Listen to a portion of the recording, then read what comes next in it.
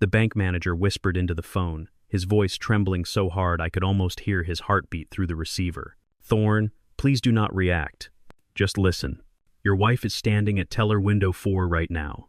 She is holding the hand of a man who looks exactly like you. He is wearing your gray suit.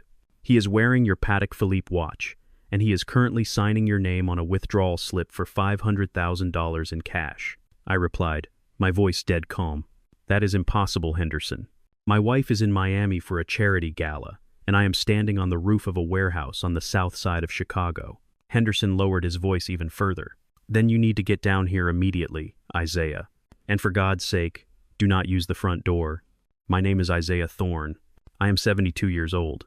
To the neighbors in my quiet suburban cul-de-sac, I am just a retired old man who drives a rusted Ford F-150 and spends too much time fishing. They see the gray beard, the slight limp in my left leg, and the calluses on my hands, and they think I am harmless. They think I am past my prime. They have no idea that I own half the commercial real estate they drive past every morning.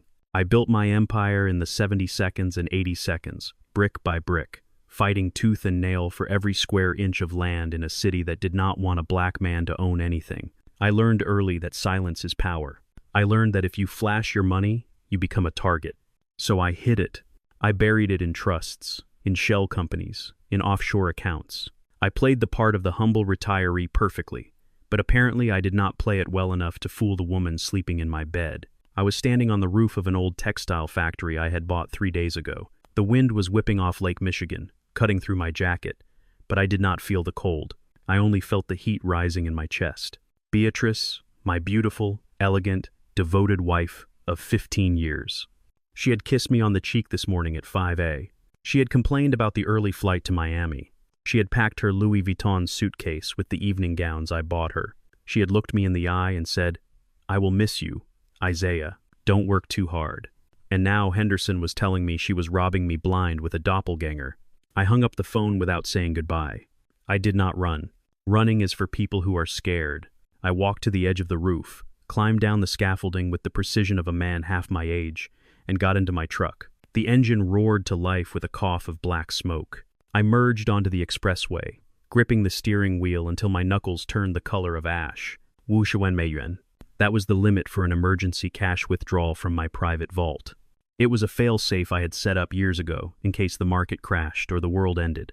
It required a physical key, a retinal scan, and a signature. Beatrice did not have the key. Beatrice did not have my eyes. This was not just a robbery. This was a coup. I wove through the midday traffic, my mind racing faster than the truck. How did they get the key? I kept it in a safe behind the wall of my study. Only I knew the combination unless she had been watching me, unless she had installed cameras in my own home.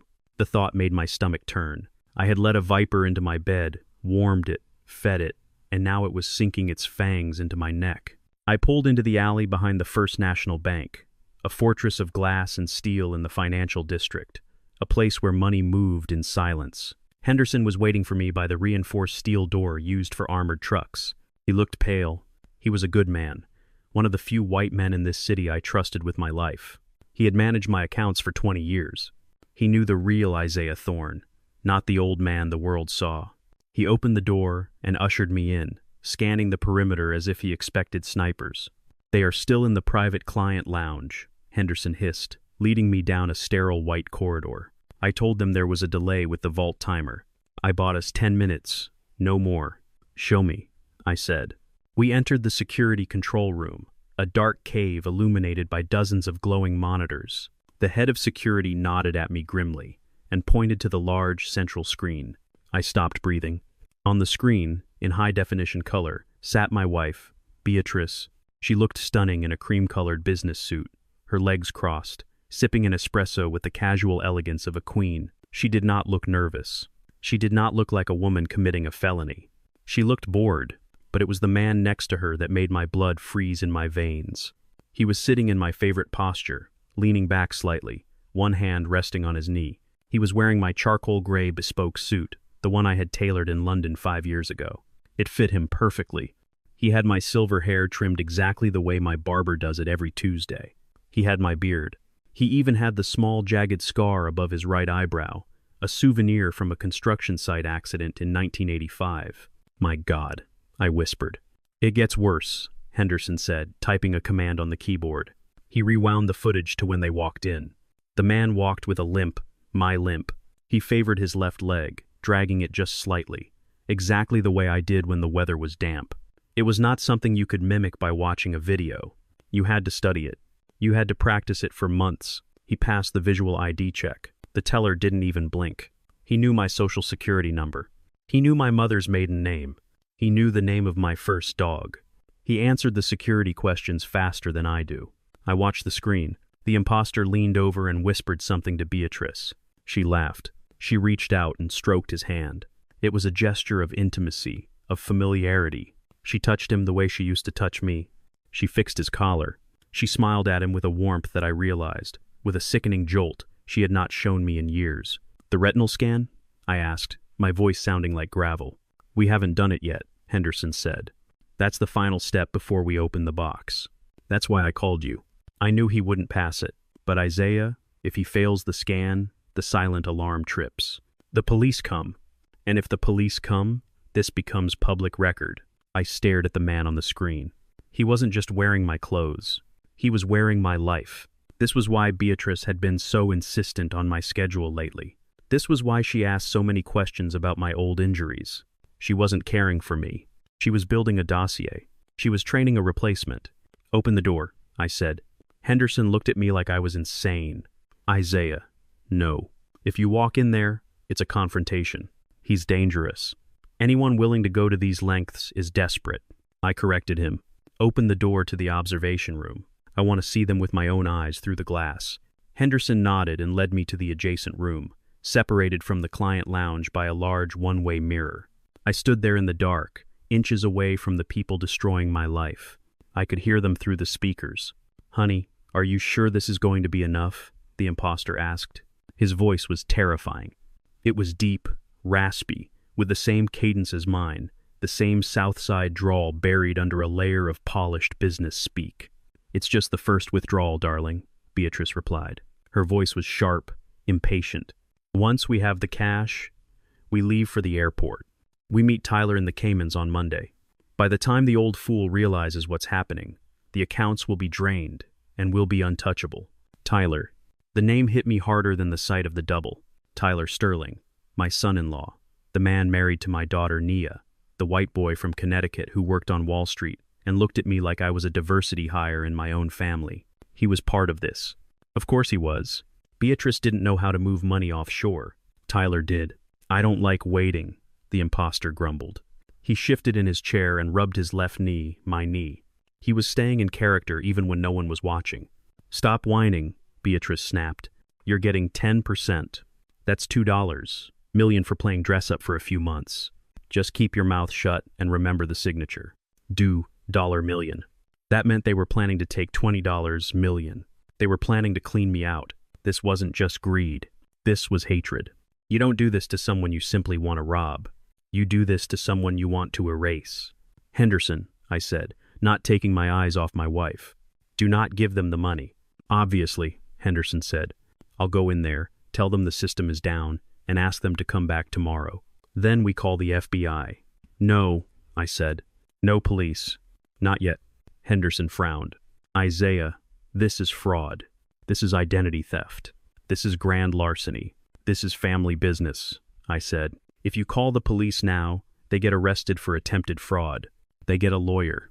Tyler pays their bail. They claim it was a misunderstanding or a prank. They get a slap on the wrist, and I look like a fool whose wife tried to rob him. I turned to face Henderson. My eyes were burning. I don't want them arrested, Henderson. I want them destroyed. I want them to think they won. I want them to walk out of here believing they are the smartest people in the room. And then, when they are sleeping soundly on their pile of stolen dreams, I am going to bury them. Henderson swallowed hard. So what do you want me to do? Give them the money, I said. What? Henderson choked. Wu Shiwen Mei Yuan. It's bait, I said. It's paper. Give it to them. But I want you to put the trackers in the bands, the military-grade ones. And I want you to make sure the serial numbers are recorded. Let them walk out of here with the bag. Let them think the plan worked. Let them think the imposter passed the test. But the retinal scan? Override it, I ordered. Use your manager code. Say, the scanner is glitching. Apologize to him. Call him Mr. Thorne. Shake his hand. Make him feel like a king. Henderson looked at me for a long moment. He saw the look on my face, the same look I had in 1992 when I bankrupted a rival developer who tried to burn down my construction site. It was the look of a man who was done playing defense. All right, Henderson said quietly. I'll do it. But Isaiah, be careful. That man in there, he isn't just an actor. He has your face. He has your life. If he decides he wants to keep it, you are the only loose end. I looked back through the glass. The imposter was laughing at something Beatrice said. He threw his head back. It was my laugh. He can have the face, I whispered, but he doesn't have the soul. I watched from the shadows as Henderson entered the lounge. I watched him apologize. I watched him override the system. I watched the teller bring in the heavy canvas bag filled with stacks of $100 bills.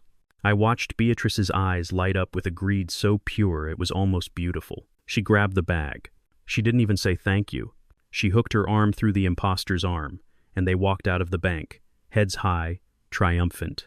I waited 2 minutes, then I walked out the back door. I got into my truck. I pulled up the tracking app on my secure phone. A red dot was moving slowly down LaSalle Street. The game had started. They had the money. They had the confidence. They thought Isaiah Thorne was a senile old man inspecting a roof on the south side. They were about to learn that Isaiah Thorne was not the prey. I was the hunter, and the hunt had just begun. My phone buzzed. It was a text from my daughter, Nia. Hi, Daddy. Are you home? Tyler and I are coming over for dinner tonight. We need to talk to you about something important. Love you. I stared at the screen. The circle was complete. Beatrice and the fake me were securing the cash. Tyler and Nia were coming to distract the real me. It was a pincer movement. I typed back with one finger. Looking forward to it, sweetheart. I have a surprise for you, too. I put the truck in gear and followed the red dot. I wasn't going home yet. I had to see where my wife and her new husband were going to hide my money.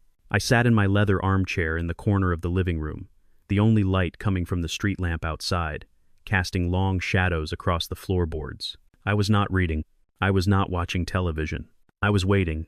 The house was silent, but inside my head the noise was deafening. It was the sound of my life being dismantled piece by piece. At 7:15, the front door opened. Beatrice swept in like a hurricane of performative exhaustion. She dragged her Louis Vuitton carry-on across the threshold, letting the wheels clatter loudly against the marble tile. She dropped her keys on the console table with a heavy sigh. Isaiah, she called out, her voice pitching up into that sweet register she reserved for when she wanted something. I am home. God, that flight was a nightmare. We sat on the tarmac for 40 minutes. My back is killing me. I did not stand up. I stayed in the chair, my hands gripping the leather armrest so hard I could feel the wood frame beneath. I watched her walk into the room. She looked impeccable. Her hair was perfect. Her makeup was fresh. She did not look like a woman who had been squeezed into an airline seat. She looked like a woman who had spent the afternoon in a luxury hotel spa. She saw me and stopped for a fraction of a second. Her smile faltered. She saw the darkness in the room. She saw me sitting there like a judge on a bench. But Beatrice is a professional. She recovered instantly. Oh, honey, why are you sitting in the dark? She cooed, walking over to turn on the lamp. You look so lonely. Did you miss me? She leaned down to kiss me. I smelled it immediately. Underneath her expensive floral perfume, there was something else, a base note of musk, sandalwood, and sweat. It was faint, but to a man who has been hunting his whole life, it was as loud as a gunshot. It was the smell of another man. It was the smell of the man I had seen in the bank. I did not pull away. I let her kiss my cheek. I let her poison touch my skin. I missed you, Beatrice, I said. My voice was raspy, dry. How was Miami? She straightened up, smiling that bright, lying smile. Oh, it was humid. Terrible, really. But the gala was a success. They raised $2 million for the children. I wished you were there, Isaiah. Everyone asked about you. Everyone asked about me. The irony was so thick I could taste it. While she was supposedly talking about me in Miami, she was actually standing next to a counterfeit version of me in Chicago, robbing my vault. I brought you something, she said, reaching into her purse. She pulled out a small wooden box and handed it to me. Cohiba cigars. The seal was broken. Thank you, Beatrice, I said, turning the box over in my hands. "You are too good to me. I'm going to take a shower," she said, stretching her arms over her head. "I feel gross. Airplane air, it sticks to you." She grabbed her suitcase and headed for the stairs. I listened to her footsteps. I listened to the bedroom door close. I waited 1 minute, then 2. Then I heard the pipes groan as the shower turned on. I moved. I did not limp. The pain in my leg was gone, replaced by cold adrenaline. I went up the stairs 2 at a time, silent as a ghost. I slipped into the bedroom. The bathroom door was cracked open, steam pouring out, carrying the scent of her lavender body wash. She was humming. She was happy. She thought she had pulled it off. Her suitcase was on the bed, unlocked. I opened it. If she had really been to Miami, there would be telltale signs, baggage claim tags, a boarding pass tucked in a pocket, sand in the shoes, humidity in the fabric. I rifled through the clothes. The silk blouses were neatly folded, not crushed from travel. I checked the side pockets. Nothing. No ticket stubs, no airport receipts. Then I found it, tucked deep inside the lining of her toiletry bag. A crumpled receipt not from a hotel in South Beach, but from the Drake Oak Brook, a hotel 20 minutes west of here. A local getaway. The date was for last night and tonight. Room 304. She hadn't even left the county. She had checked into a hotel down the road, probably with the imposter, to rehearse their performance, to coordinate the bank heist, to laugh at the stupid old man she left at home. I put the receipt back exactly where I found it. I closed the suitcase. I picked up the blazer she had been wearing. I brought the fabric to my nose and inhaled deeply. There it was again. That scent stronger now. It wasn't just cologne. It was the smell of the bank, of the leather chairs in the private lounge, and beneath that, the smell of fear and excitement. She had hugged him. She had held him close. I heard the water shut off. I was out of the room in 3 seconds, back in my chair downstairs before she even reached for a towel. My heart was hammering a slow, heavy rhythm against my ribs. I picked up the box of cigars she had given me. I opened it. Inside, tucked between the cigars, was a matchbook. Plain white, but on the inside, cover someone had written a phone number. I memorized it instantly. The doorbell rang. Right on schedule. The second wave of the attack was here. I walked to the door and opened it. Tyler Sterling stood there, his white teeth gleaming in the porch light. He was wearing a polo shirt and khakis, looking like he had just stepped off a yacht he did not own. My daughter Nia was next to him, looking tired, looking small. "Hey, Dad," Tyler said, stepping inside without waiting for an invitation. He clapped a hand on my shoulder, a heavy, patronizing hand. "You look good. A little tired, maybe, but good." "Hi, Daddy," Nia said. She kissed me, but her eyes darted around the room as if she was looking for something broken. "Come in," I said, closing the door. "Beatrice is just freshening up. She just got back from Miami." "Oh, right, Miami," Tyler said. He exchanged a quick glance with Nia, a glance that lasted a fraction of a second too long. They knew. Of course they knew. They were part of the script. We went into the dining room. Tyler sat at the head of the table, my seat. He did it casually, as if it was a mistake. But I knew better. It was a territorial mark. He was testing the waters. He was seeing if the old lion still had teeth. Beatrice came down the stairs wrapped in a silk robe, her hair wet. "Nia, Tyler," she exclaimed, acting surprised. We sat down. The air in the room was thick enough to choke on. Tyler poured himself a glass of my wine. He swirled it, looking at the legs. "So, Dad," Tyler started, looking at me over the rim of his glass. "Nia and I were worried about you yesterday." "Worried?" I said, picking up a fork. "Well, Tyler said. He chuckled, a low, condescending sound. "You called us 3 times. You were rambling, Dad. You were talking about a roof inspection on the south side. You were confused. You kept asking where Mom was, even though she told you a dozen times she was in Miami." I stopped eating. I looked at him. The audacity of the lie was breathtaking. It was gaslighting in its purest form. He was trying to plant the seed of dementia. "I was on a roof," I said, my voice steady. "I was inspecting the warehouse on 35th Street. I did not call you." Nia reached across the table and touched my hand. "Daddy," she said, her eyes filling with fake tears. "I have the call log on my phone. We can show you. You sounded scared. You forgot who Tyler was for a minute." I looked at my daughter, my flesh and blood, the girl I had carried on my shoulders at parades, the girl whose tuition I had paid, whose car I had bought, whose mistakes I had buried. She was looking me in the eye and lying to my face to help her husband steal my empire. That hurt more than the imposter. That hurt more than Beatrice. That broke something inside me that could never be fixed. "Show me," I said. "Show me the log." Tyler pulled out his phone. He tapped the screen and slid it across the mahogany table. There it was. My name, Dad. 3 calls yesterday afternoon. The duration of the calls was real: 1 minute, 3 minutes, 2 minutes. But I hadn't made them. The imposter had. They had used the double, given him a phone cloned to my number, to create a digital record of my confusion. They were building a paper trail for a competency hearing. I pushed the phone back. "Technology is a funny thing," I said. "It can be manipulated." Tyler frowned. His eyes narrowed. "Dad, nobody is manipulating anything. We are just concerned. You are 72.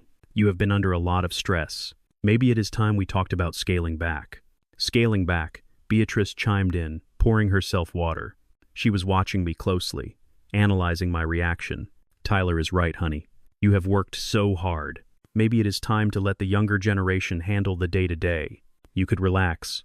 You could fish." "Fish," I repeated. "Yeah," Tyler said, leaning forward. "I have been looking at your portfolio, Isaiah. It is a mess. Old properties, low yield. You are sitting on assets that are rotting. I could modernize it. I could leverage the equity and get you into some high-growth funds. I could take the burden off your shoulders. Leverage the equity." That was Wall Street talk for borrowing against my buildings to gamble on the stock market. He wanted to mortgage my life's work to play roulette. I looked around the table, the 3 of them, the unholy trinity. My wife, the trader, my daughter, the pawn, and my son-in-law, the architect. They were circling. They smelled blood. They thought I was confused. They thought the gaslighting was working. I decided to give them what they wanted. I let my hand tremble just a little. I let my fork clatter against the plate. I blinked rapidly as if trying to clear a fog from my brain. "I don't remember calling," I stammered. My voice wavered. Did I really forget who you were, Tyler?" Tyler's face lit up. It was subtle, but I saw it. The predator sensing weakness. "Yeah, Dad, you did. But it is okay. It happens. We just want to help." I rubbed my forehead, acting distressed. Maybe you are right. I have been feeling tired lately. The numbers, they get mixed up in my head sometimes." Beatrice reached over and rubbed my back. "Oh, you poor dear. See? I told you he needed rest." Nia looked away. She couldn't hold my gaze. She still had a conscience somewhere deep down. I would use that later. Tyler pulled a folded document from his back pocket. He placed it on the table next to the pasta. "Since we are talking about it, Dad, I took the liberty of drawing something up. It is just a temporary power of attorney, just for the business accounts. It would let me handle the vendors and the maintenance while you get some rest, just until you feel better." I looked at the document. It was thick, complex. It wasn't temporary. "You want me to sign this?" I asked, my voice weak. "Just to be safe," Tyler said. "Just so we can take care of you." I reached for the paper. My hand shook violently. I saw Tyler suppress a smile. "I cannot sign this now," I said, pushing it away. "My eyes, they are blurry. I need my reading glasses, and I need to sleep. I am so confused." "Of course, Dad," Tyler said, snatching the paper back before I could read the fine print. "No rush. We can go to my office tomorrow. We can do it properly. Get a notary. Make it official." "Tomorrow," Beatrice agreed. "You sleep in tomorrow, Isaiah.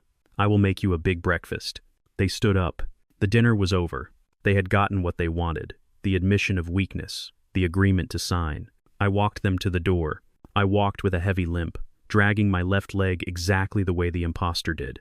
I saw Beatrice watching my leg. She smiled. She thought her training had been perfect. She thought she was looking at the man she had broken. "Good night, Daddy," Nia whispered, kissing my cheek. "Good night, Princess," I said.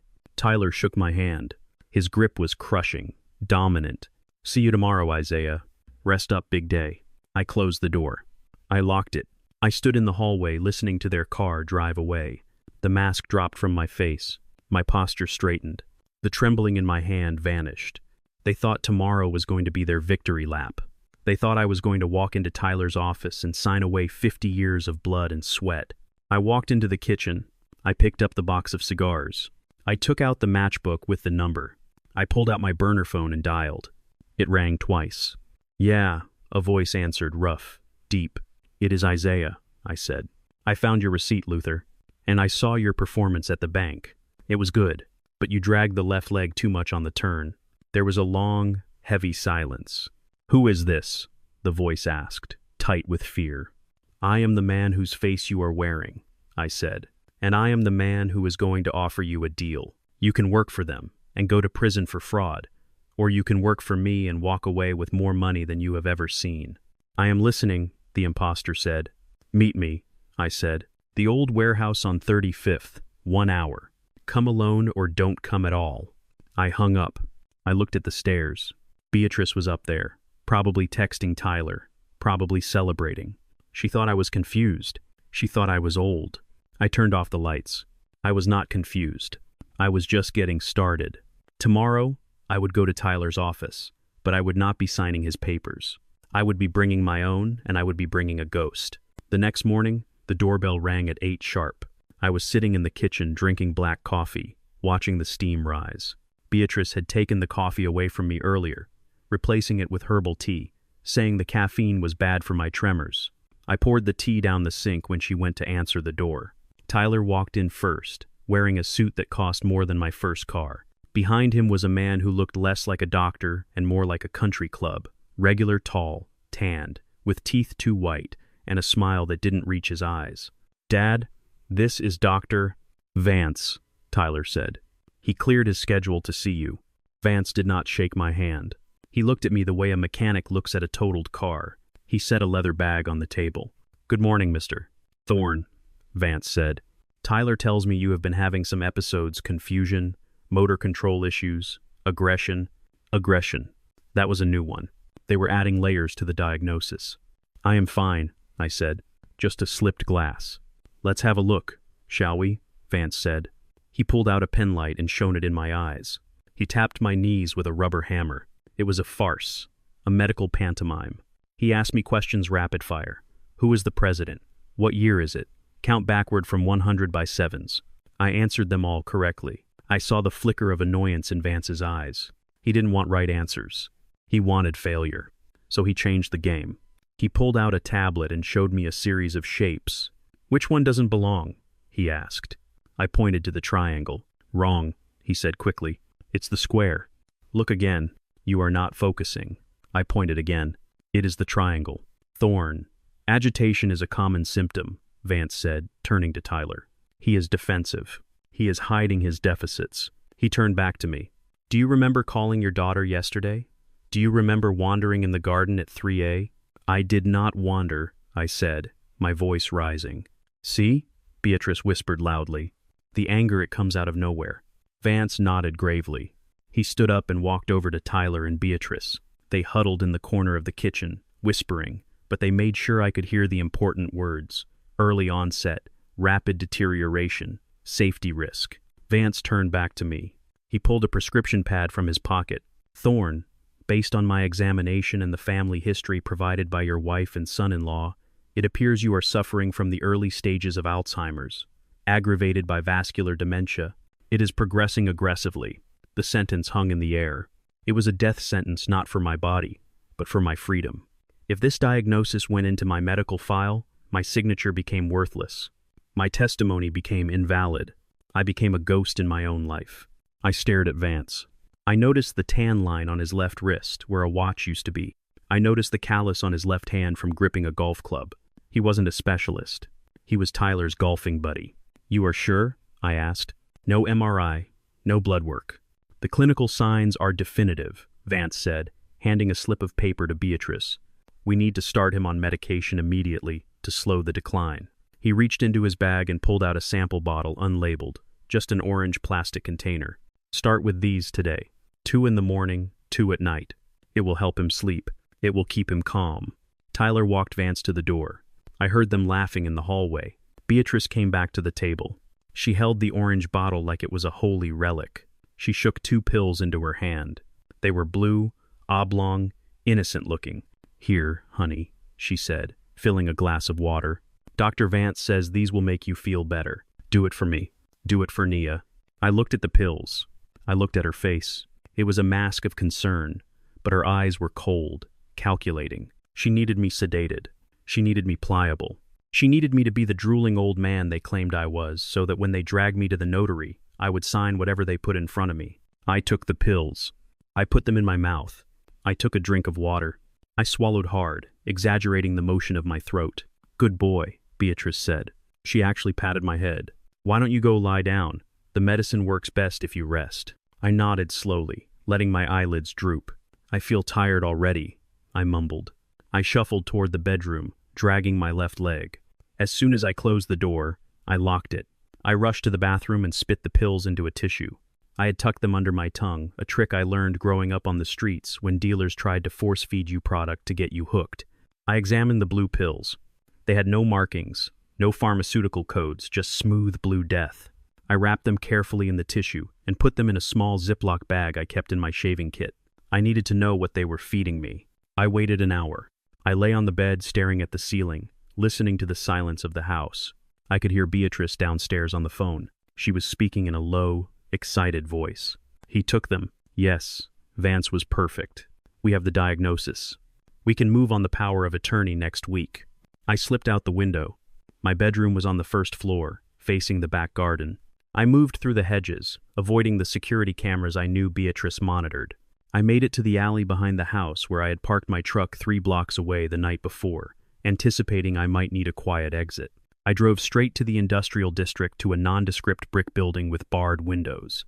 This was Darius's office. Darius didn't just find people, he found truths. He had a chemist on retainer, a guy who used to cook for the cartels before he got clean and found God. I walked in and tossed the baggie on Darius's desk. "Tell me what my wife is trying to feed me," I said. Darius looked at the pills, then at me. He didn't ask questions. He picked up the phone. 2 hours later, we were sitting in the back room. The chemist, a skinny guy named Silva, walked in holding a printout. He looked nervous. "Thorne," Silva said, "you didn't take these, did you?" "No," I said. I spit them out. "Thank God," Silva said. He placed the paper on the table. "This isn't Alzheimer's medication. This is a custom cocktail high-grade benzodiazepines mixed with a synthetic hallucinogen similar to LSD but designed to induce paranoia and confusion. And this is scopolamine, devil's breath. It makes you suggestible. It turns off the part of your brain that says no. If you took this for a week," he continued, "you would sign your own death warrant and thank them for the pen. You wouldn't just look crazy, Mr. Thorne. You would be crazy. You would see things that aren't there. You would forget your own name." I felt a cold rage settle in my gut, heavier than lead. They weren't just gaslighting me. They were chemically lobotomizing me. They wanted to erase Isaiah Thorne and leave a husk that could hold a pen. Tyler. It had to be Tyler. Beatrice was greedy, but she wasn't a chemist. Tyler knew people. He knew the dark corners of the market. He had sourced this. "So," Darius said, leaning back in his chair, "they want to make you crazy. What's the play, boss?" I looked at the blue pills. "The play is simple," I said. "I'm going to take my medicine, or at least they are going to think I am."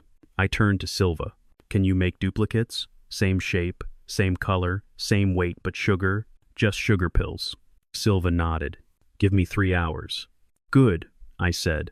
"Make me a bottle. I am going to go home. I am going to swallow their poison right in front of their eyes, and then I am going to give them the show of a lifetime. They want a crazy old man, I will give them King Lear. And while they are watching the performance, while they are laughing at the old fool chasing ghosts, I will be tightening the noose around their necks." It was 11 at night. Beatrice thought I was comatose, lost in the chemical fog of the blue pills I had pretended to swallow hours earlier.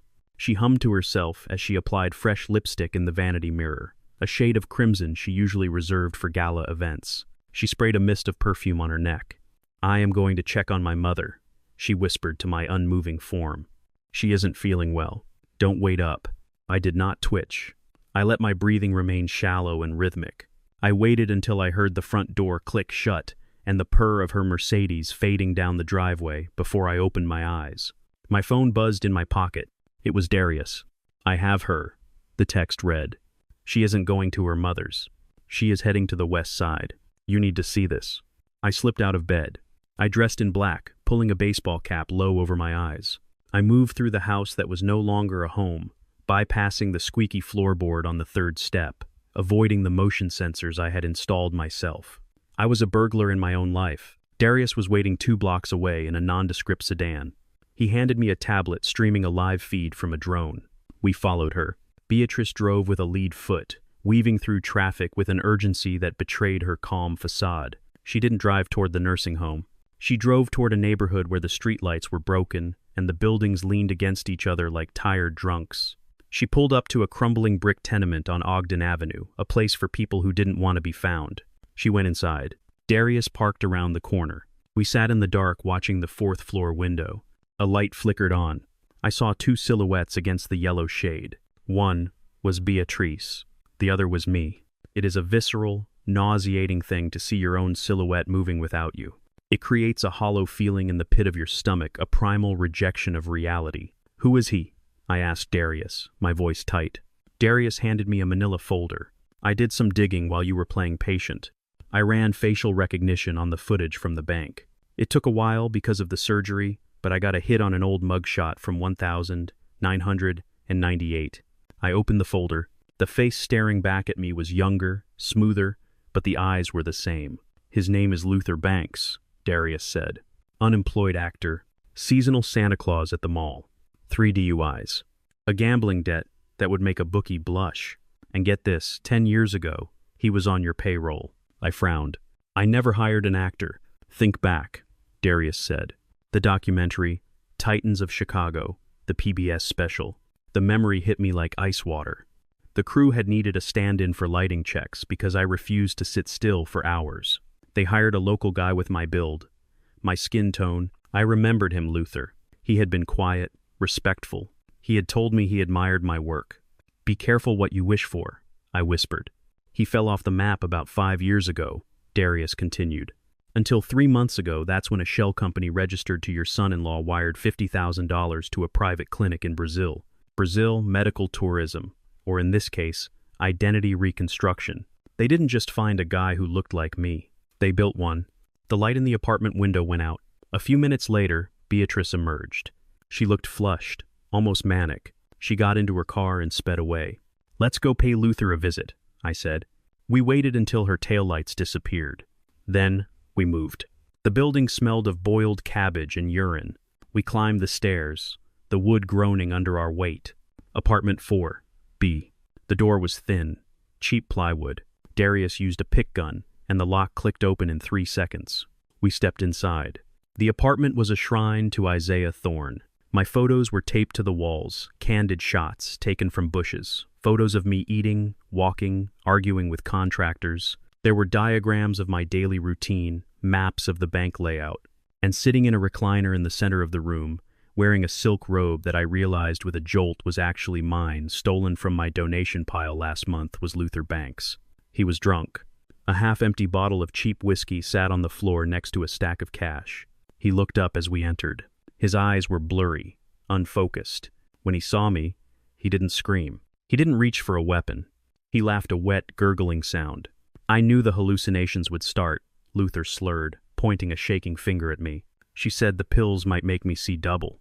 But damn, you look real. I walked over to him. I stood over him. I looked down at my own face, twisted by alcohol and greed. Up close, I could see the faint white scars around his ears, where the skin had been pulled tight. I could see the rawness of his nose. I am real, Luther, I said. He blinked. He squinted. The smile slid off his face like oil. Oh, he whispered. Oh no. He tried to scramble up but tangled his legs in the robe and fell back. Darius kicked the bottle away and stood by the door, arms crossed. Isaiah, Mr. Thorne, I can explain. You can explain why you are wearing my face, I said, my voice low and dangerous. You can explain why you were holding my wife's hand today. Luther began to weep. It was pathetic, horrifying to see myself crying like a broken child. They made me, he sobbed. That woman, your wife, she is a witch.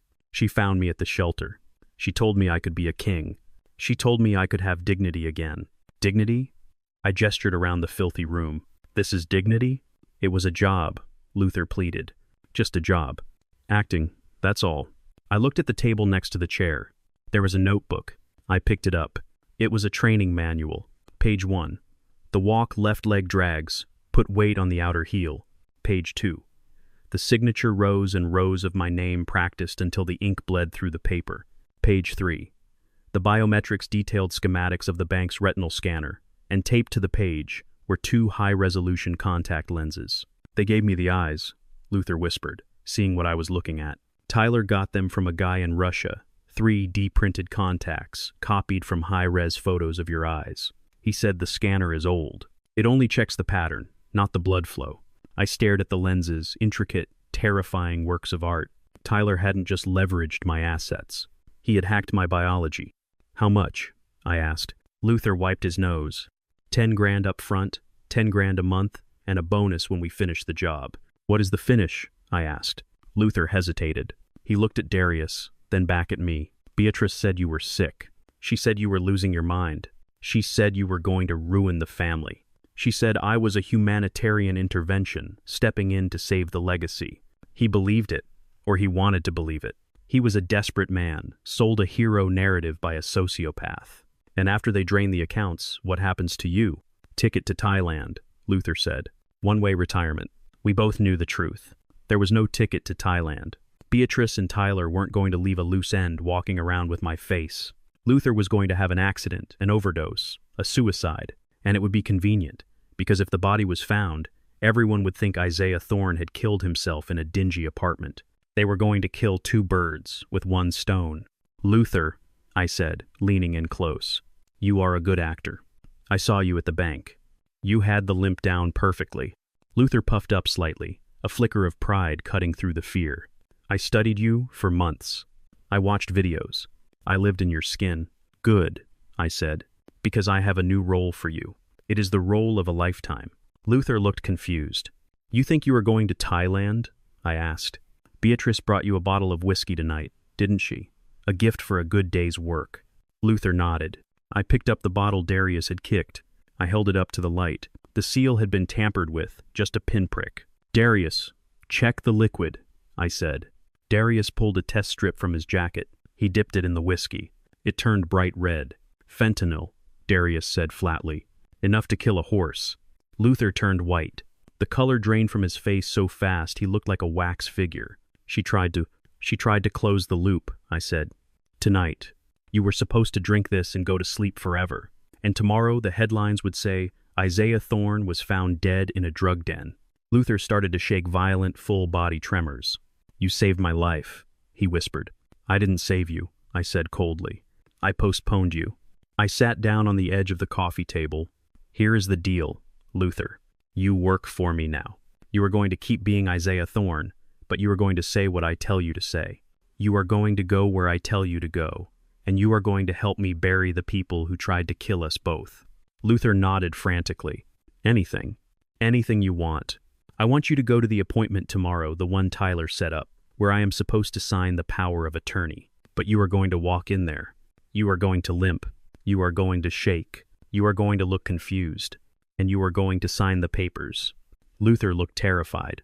But if I sign, they win. I smiled. It was a cold smile. No, Luther. They don't win because the papers you are going to sign aren't the ones Tyler wrote. We are going to switch them. You are going to sign a confession. You are going to sign a transfer of liability. You are going to sign their death warrants. I stood up. Get cleaned up, I ordered. You smell like a distillery. You have a big day tomorrow. You have to be me and I have high standards. I walked to the door. I paused and looked back at the man wearing my face. And Luther. Yes, Mr. Thorne.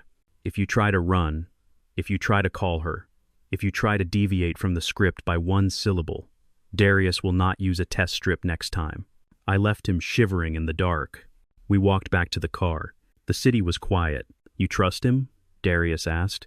No, I said, but he is scared, and fear is a better motivator than money. It was 3:00 the morning. Beatrice was sleeping soundly, dreaming of her millions. Tyler was probably polishing his golf clubs. They had built a monster. They had manufactured a fake Isaiah Thorne. Tomorrow, I was going to introduce them to the real one. The living room of my house felt smaller than it had 24 hours ago. Tyler was pacing back and forth on my Persian rug, his Italian loafers sinking into the wool. He was sucking all the oxygen out of the room. Nia sat on the edge of the sofa, her hands clasped so tight her knuckles were white. Beatrice was next to her, playing the role of the grieving wife before the body was even cold. I sat in my armchair, the leather warm against my back. I was wearing my old cardigan, the one with the hole in the elbow. I kept my mouth slightly open. I stared at a speck of dust floating in the lamplight. I was giving them exactly what they wanted to see. A husk, a man whose hard drive had been wiped clean. "We need to be realistic, Nia," Tyler said, stopping his pacing to loom over my daughter. He did not look at me. To him, I was furniture. Vance was very clear. The decline is rapid. Yesterday he forgot who I was. Today he was wandering the garden talking to people who aren't there. If we don't lock down the assets now, he could sign everything away to a scammer on the internet. He could lose the house. He could lose your inheritance. Nia looked at me. Her eyes were wet. "Daddy," she whispered. "Is it true? Do you feel confused?" I blinked slowly. I turned my head toward her, making the movement jerky, uncoordinated. I looked at her but focused my eyes on her ear, not her pupil. It created a vacant, 1,000-yard stare. "I wanted to go fishing," I mumbled. My voice was a gravelly whisper. "The bluegills are running. Did your mother make sandwiches?" Nia put her hand over her mouth to stifle a sob. "See?" Beatrice said, her voice dripping with faux sympathy. She reached out and patted my knee. "He thinks it is 1,995. He thinks I am his first wife. It is heartbreaking, Nia, but we have to be strong. We have to protect him from himself." Tyler pulled a thick document from his briefcase. The sound of the zipper was sharp, aggressive. He laid the papers on the coffee table. "This is a comprehensive power of attorney," Tyler explained, his voice taking on that smooth boardroom cadence. "It transfers full control of the estate, the business holdings, and the medical decisions to Beatrice. It allows us to freeze the accounts so he can't be taken advantage of. It allows us to manage the property so they don't fall into disrepair." He looked at Nia. "I need you to sign as a witness, honey." Nia hesitated. "But shouldn't we wait? Shouldn't we get a second opinion?" "We don't have time," Tyler snapped. His mask slipped for a second, revealing the predator underneath. He took a breath and softened his tone. "Baby, listen to me. Every day we wait is a risk. What if he walks into a casino? What if he transfers the deed to this house to a nurse? We are doing this for him. This is love, Nia. This is what protection looks like." He held out a pen, my Mont Blanc. He had taken it from my study. Nia took the pen. Her hand shook. She signed. I watched her sign away my life. I watched my daughter hand the keys to the castle to the wolf standing in her living room. It broke my heart, but it also hardened it. It turned the last remaining soft tissue in my chest into stone. "Now," Tyler said, turning to me. He picked up the document and the pen. He walked over and knelt beside my chair. He got close, too close. I could smell his cologne. "Isaiah," he said, speaking slowly and loudly, as if I were deaf. "We need you to sign this paper. It is for the fishing trip. Remember? You need to sign the permit so we can go fishing." He thought I was an idiot. He thought he could manipulate me with a child's lie. I looked at the paper. I saw the words, irrevocable power of attorney, transfer of assets, medical guardianship. I looked at Tyler. His blue eyes were bright with greed. There was no compassion there, only the thrill of the kill. I reached for the pen. I let my hand tremble violently. I missed it the first time. Tyler sighed an impatient sound and pressed the pen into my fingers. "Right here, old-timer," he said, tapping the signature line. "Just make your mark." I held the pen over the paper. I let the tip hover, creating a small blot of ink. "The Georgia lands," I whispered. Tyler froze. "What?" "I want to go to Georgia," I stammered. "The farm. My daddy's farm." Tyler rolled his eyes. He looked at Beatrice. "He is looping. Just get him to sign." Beatrice leaned in. "Yes, honey, we will go to Georgia. Just sign the paper, and we will go."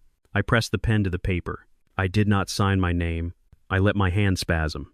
I drew a jagged, illegible line that looked like the seismograph of an earthquake. It trailed off the line and tore the paper slightly. "There," Tyler said, snatching the document away before I could ruin it further. "That counts. That is intent. We have witnesses." He stood up, checking the signature. He looked triumphant. He folded the document and slid it into his briefcase. "You did good, Isaiah," he said. "Now you can go back to sleep." I let my head drop to my chest. I let my mouth hang open. I started to hum a low, tuneless melody. Nia stood up. "I can't stay," she said, her voice thick with tears. I can't see him like this. It is too much. Go, Tyler said gently. Go home, babe. I will stay here and help your mom get him settled.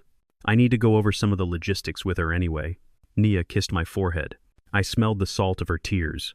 I am sorry, Daddy, she whispered. She left. The front door closed. The energy in the room shifted instantly. The pretense of care evaporated. Tyler walked over to the sidebar and poured himself a drink. He didn't ask, he just took. Beatrice sat on the sofa, kicking off her heels. She looked at me with pure disgust. God, look at him, she said. He is drooling. It is pathetic. It is necessary, Tyler said, taking a sip of scotch. The lawyer said we needed a visible decline. We got it. That signature is garbage. But with the doctor's note and Naya's witness testimony, it will hold up until we can get the competency hearing. He walked over to Beatrice and clinked his glass against hers. To the future, he said. To freedom, she replied. They drank. They ignored me. I was just a piece of furniture, now a broken lamp in the corner.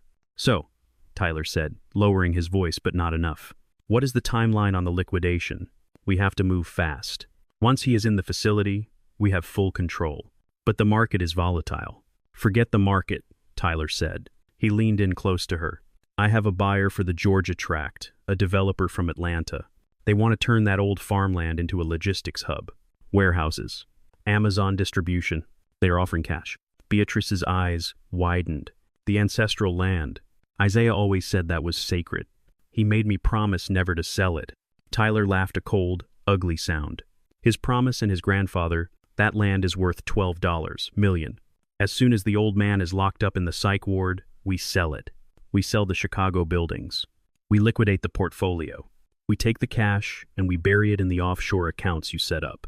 By the time he dies, there will be nothing left but dust. Beatrice smiled a slow, cruel smile. He loves that land, she said. He talks about being buried there. Well, Tyler said, draining his glass, he can be buried in a pauper's grave for all I care. He is done, Beatrice. He is yesterday's news. We are the future. I sat there staring at the dust mote. Inside, my heart was beating a war drum. The Georgia land wasn't just dirt. It was blood. My grandfather was a sharecropper who saved every penny for 30 years to buy those 100 acres. My father defended it with a shotgun against the Klan in the 60 seconds. I had held on to it through 3 recessions. It was the only thing I truly owned. Everything else was business. That land was my soul. And this man, this outsider, this vulture in a polo shirt was going to pave it over for a warehouse. I felt the weight of the recorder in my breast pocket, an old digital dictaphone, slim and black. I had turned it on before they walked in. The red light was taped over. It was recording every word, every insult, every confession. This recording was a dagger. It proved conspiracy. It proved malice. It proved fraud. But I wasn't going to use it yet. I watched them celebrate. I watched Tyler put his hand on my wife's knee. I watched them toast to my destruction. They thought I was finished. They thought the game was over. I closed my eyes and let out a long, shuddering breath. Sleep tight, old man, Tyler mocked. I wasn't sleeping. I was plotting. Tomorrow they were taking me to Tyler's lawyer to sign the official papers. They were bringing the notary. They were bringing the stamp. They didn't know I had a meeting of my own tonight. Luther was waiting. The script was written, and tomorrow, Tyler Sterling was going to sign his own death warrant. He wanted to sell my grandfather's land. I was going to make sure he spent the rest of his life in a cell so small he would have to step outside to change his mind. The elevator ride to the 40th floor of the Sterling and Vance law firm was silent, save for the hum of the machinery and the tapping of Tyler's Italian loafer against the marble floor. I stood in the corner of the car, my head bowed, my hands trembling rhythmically at my sides. I was wearing a stained cardigan and trousers that were 2 inches too short a costume I had selected carefully from the back of my closet. Beatrice stood next to me, gripping my elbow with a force that would leave bruises. To the casual observer, she was a supportive wife holding up her failing husband. To me, she was a jailer dragging a prisoner to the gallows. We stepped out into a lobby that smelled of old money and new leather. The receptionist smiled at Tyler. "Sterling, they are waiting for you in conference room B." Tyler nodded, adjusting his cufflinks. He looked like a man who had already won the lottery and was just waiting for the check to clear. He led us down a long hallway lined with abstract art that cost more than my first house. I shuffled behind him, dragging my left leg, muttering nonsense under my breath about the weather in Georgia and the price of corn.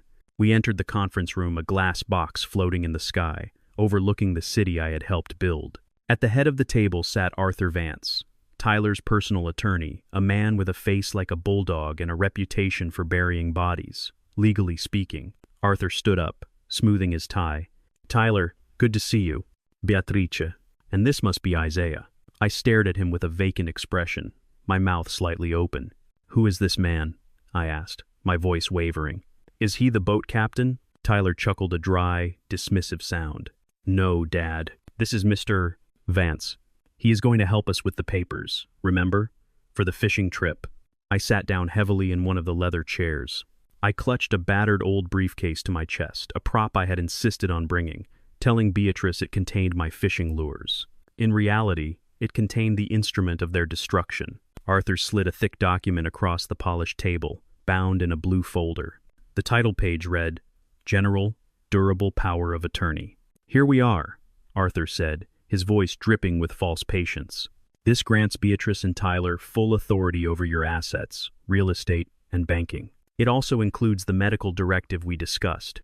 It is standard boilerplate, just a formality to keep things running smoothly." Tyler picked up a pen, a heavy gold-plated fountain pen, and handed it to me. "Okay, Dad, just like we practiced. Sign on the line next to the X. Then we can go get some ice cream." Ice cream? He was talking to a man who had negotiated with union bosses in the dead of winter, and he was offering me ice cream. I took the pen. My hand shook so violently that ink splattered onto the table. Beatrice hissed in annoyance and grabbed a tissue to wipe it up. "I can't see the line," I wheezed. "It is too small. Where are my glasses?" "You don't need glasses, Isaiah," Beatrice snapped. "Just sign at the bottom." I fumbled with the document. I flipped the pages clumsily, tearing the corner of one.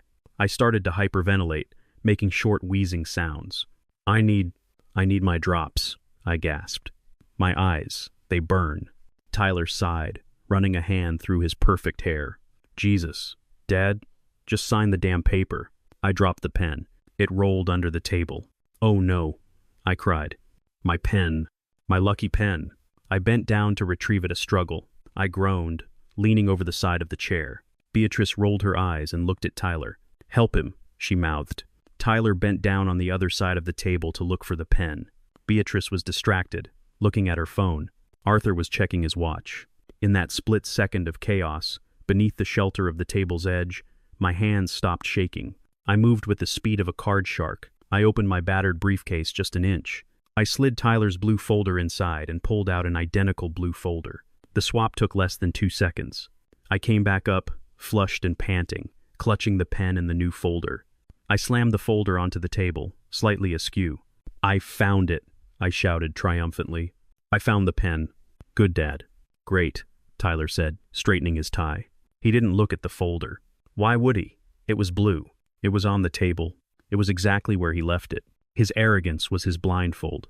"Now sign," Tyler ordered. I opened the folder to the signature page. It looked exactly like the one they had prepared. Same font, same layout, but the text above the signature line was different. Very different. This was not a power of attorney. This was a confession of judgment and assumption of liability. By signing this document as a witness and co-signatory, Tyler Sterling was not gaining control of my assets.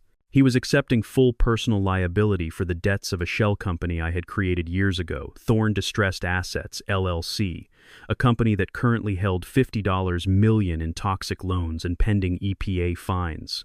I pressed the pen to the paper. I hesitated. "Is this for the farm?" I asked, looking at Tyler with wide, watery eyes. "Yes, Dad," Tyler said, his patience snapping. "It is for the farm. Sign it so we can save the farm." I signed. I made my signature shaky, but legible enough to hold up in court. "Isaiah Thorne." "Now you," Beatrice said. She signed her name quickly, greedily. "And you, Tyler," Arthur said. "You need to sign as the secondary agent and guarantor." Tyler grabbed the pen. He didn't read a single word. He didn't check the clauses. He just saw the empty line next to his name and scribbled his signature with a flourish. He just signed his life away. He just agreed to pay $50 million he didn't have. Arthur notarized it with a heavy thump of his stamp. "Done," Arthur said, closing the folder. "Congratulations, Tyler. You are now the captain of the ship." Tyler leaned back in his chair, a smug grin spreading across his face. He looked at me with pure contempt. "Thanks, Arthur. We will take it from here. You can send the bill to the estate." He picked up the folder, my folder, and tucked it under his arm. He was holding a bomb, and he was smiling about it. "Come on, old man," Tyler said, standing up. "Let's get you home. I have some calls to make." I stood up, clutching my briefcase. I let a little drool escape the corner of my mouth. Beatrice wiped it away with a grimace. "Did we catch the fish?" I asked. "Yeah, Dad," Tyler laughed. "We caught the big one." We walked out of the office. The elevator doors closed, sealing us in together. I looked at Tyler's reflection in the polished steel doors. He was texting on his phone, probably telling his broker to get ready to sell. He had no idea that the document under his arm was going to bankrupt him. He had no idea that in 48 hours, when the creditors received notification of his assumption of debt, his accounts would be frozen faster than ice on the lake. He thought he had taken my power. He had only taken my poison. I shuffled out of the building, blinking in the sunlight. "I'm hungry, Beatrice," I mumbled. "Can we go to the diner?" "Not today, Isaiah," she said coldly. "We have a lot of work to do. Tyler needs to go over the accounts." Tyler patted the blue folder. "Don't worry, Beatrice. I will handle everything. I am going to scrub the portfolio clean." I hid a smile behind my hand, pretending to cough. "You do that, son," I thought. "You scrub it, and when you are done, you are going to realize that the dirt is the only thing holding you up." I climbed into the back of their luxury SUV. I closed my eyes. Phase 1 was complete. They had the bait. Now I just had to wait for the hook to set. Tonight, Beatrice was going to meet Luther to pay him off. She thought she was tying up a loose end. She didn't know she was walking into a trap set by a man she thought was asleep in the back seat. I rested my head against the cool glass. The game was getting interesting, and I was just starting to enjoy myself. The rain was coming down in sheets, drumming against the roof of the unmarked van like 1,000 nervous fingers. I sat in the back, staring at the grainy black and white monitor. The screen showed the interior of room 104 at the Starlight Motel, a flea-bitten roadside dive on the edge of the city limits. Darius sat in the front seat, checking his watch. "She is late," he rumbled. "She will be there," I said, my eyes fixed on the screen. "She wants this done before the weekend. She wants a clean slate." On the monitor, Luther paced the small room. He looked like a caged animal, wearing a cheap tracksuit. He kept checking the window, rubbing his hands together.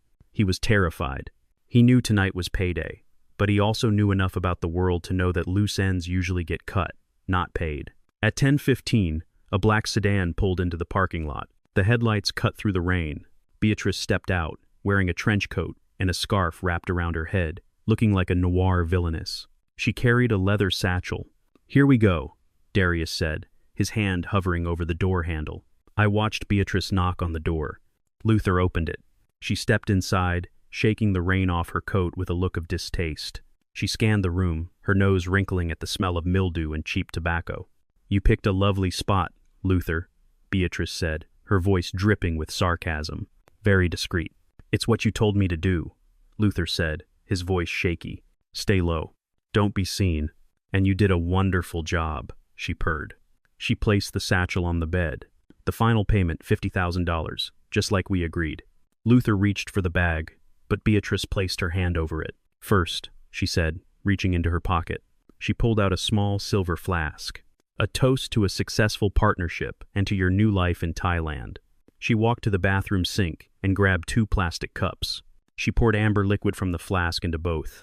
Her body blocked the camera angle for a split second, but I saw the motion of her thumb, a quick flick, a powder dropping into one of the cups. She turned around, smiling, holding both cups. She extended the one in her right hand to Luther. "To freedom," she said. Luther hesitated. He looked at the money. He looked at the cup. He was a drunk, and the smell of the whiskey was calling to him. He licked his lips. "To freedom," he echoed, reaching for the cup. "Darius," I said. Darius burst out of the van. I was right behind him. We crossed the wet asphalt in seconds. Inside the room, Beatrice watched Luther raise the cup to his lips. Her eyes were bright, predatory. She wasn't going to drink hers. She was waiting for him to take that first fatal swallow. "Drink up," she encouraged softly. "It's the good stuff." Luther tilted his head back. The cup touched his lips. Darius kicked the door. The wood splintered near the lock with a thunderous crack. The door swung open, slamming against the wall. Beatrice screamed, dropping her cup. Luther jumped, spilling the whiskey all over his chest. I stepped into the room. Beatrice froze. Her face went slack with shock. She looked from me to Luther, then back to me. For a second, her brain couldn't process it. She was seeing double two Isaiahs, one wet and terrified in a tracksuit, one dry and furious in a raincoat. "What?" she stammered. "Hello, Beatrice," I said. My voice was calm, cold as the rain outside. Luther scrambled backward, falling onto the bed. "You said you wouldn't come. You said you'd wait." "Plans changed," I said. I looked at the spilled liquid on the floor. It was fizzing slightly on the cheap carpet. "Darius, check the cup." Darius picked up the plastic cup Luther had dropped. He dipped a test strip into the remaining drops. It turned black, instantly. "Cyanide," Darius said, looking at Beatrice. "Classic fast, messy though." Beatrice backed away, her hands trembling. I don't know who you are. This is a setup." "It is a setup," I agreed, "but not for me." I walked over to the satchel she had brought. I opened it and dumped the contents onto the bed. It wasn't money. It was cut newspaper stacks of it, with a single $100 bill on top of each bundle. Luther stared at the paper. A low keen escaped his throat. "You were going to kill me for free." Beatrice looked at the door, calculating her exit, but Darius was blocking it, a wall of muscle and menace. "You can't prove anything," she hissed, her mask of elegance finally slipping to reveal the rat underneath. "He's a junkie. Nobody will believe him." "They don't have to believe him," I said, pointing to the smoke detector on the ceiling. "They just have to believe the 4K video and audio recording that has been uploading to a secure cloud server for the last 10 minutes. Beatrice paled. She lunged for me, her nails aimed at my eyes. "You bastard. I'll ruin you. I'll tell everyone you're senile. I have the papers." Tyler signed them. Darius caught her arm mid-swing. He didn't hurt her. He just held her. "Let her go," I said. Darius looked at me, surprised. "Boss, let her go," I repeated. Darius released her. Beatrice stumbled back, rubbing her wrist. She looked at me with pure hatred. "Why?" she spat. "Because the game isn't over," I said. "Go home, Beatrice. Tell Tyler everything went to plan. Tell him Luther is dealt with. Tell him the money is safe." "Why would I do that?" she sneered. "Because if you don't," I said, leaning in close, "I send this video to the police tonight, and you go to prison for attempted murder. But if you play along, if you continue with the plan to put me in the home, you might still have a chance to get away." I was lying, of course.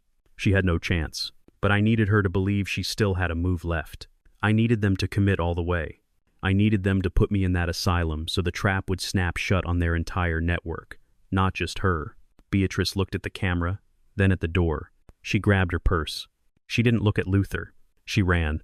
We heard her car peel out of the parking lot seconds later. Luther was sitting on the bed, staring at the pile of newspaper. He was shaking violently. "She tried to kill me," he whispered again. "She did," I said. "And she won't stop unless we stop her."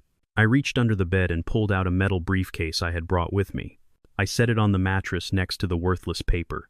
I clicked the latches open. Inside were neat stacks of real bills, $100,000. Luther's eyes widened. "This is yours," I said. "And this," I tossed a plane ticket on top of the money. "One way to Rio. First class. Leaves in 48 hours. Luther reached for the money, but I slammed the case shut. "Not yet," I said. "There is a condition." "Anything," Luther said. "I'll do anything." "I need you to make a video," I said. "A confession. I want you to tell the camera everything, how she hired you, how she trained you, the surgery, the bank, the poison, everything." "Done," Luther said. "And," I continued, "I need you to play me one last time, but not for them. For me." "What do you mean?" "Tomorrow they are going to come for me. They are going to take me to the facility. I am going to let them.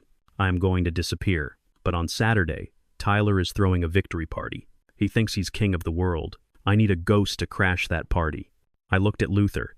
He looked back, fear slowly being replaced by resolve. He looked at the money. He looked at the cyanide stain on the carpet.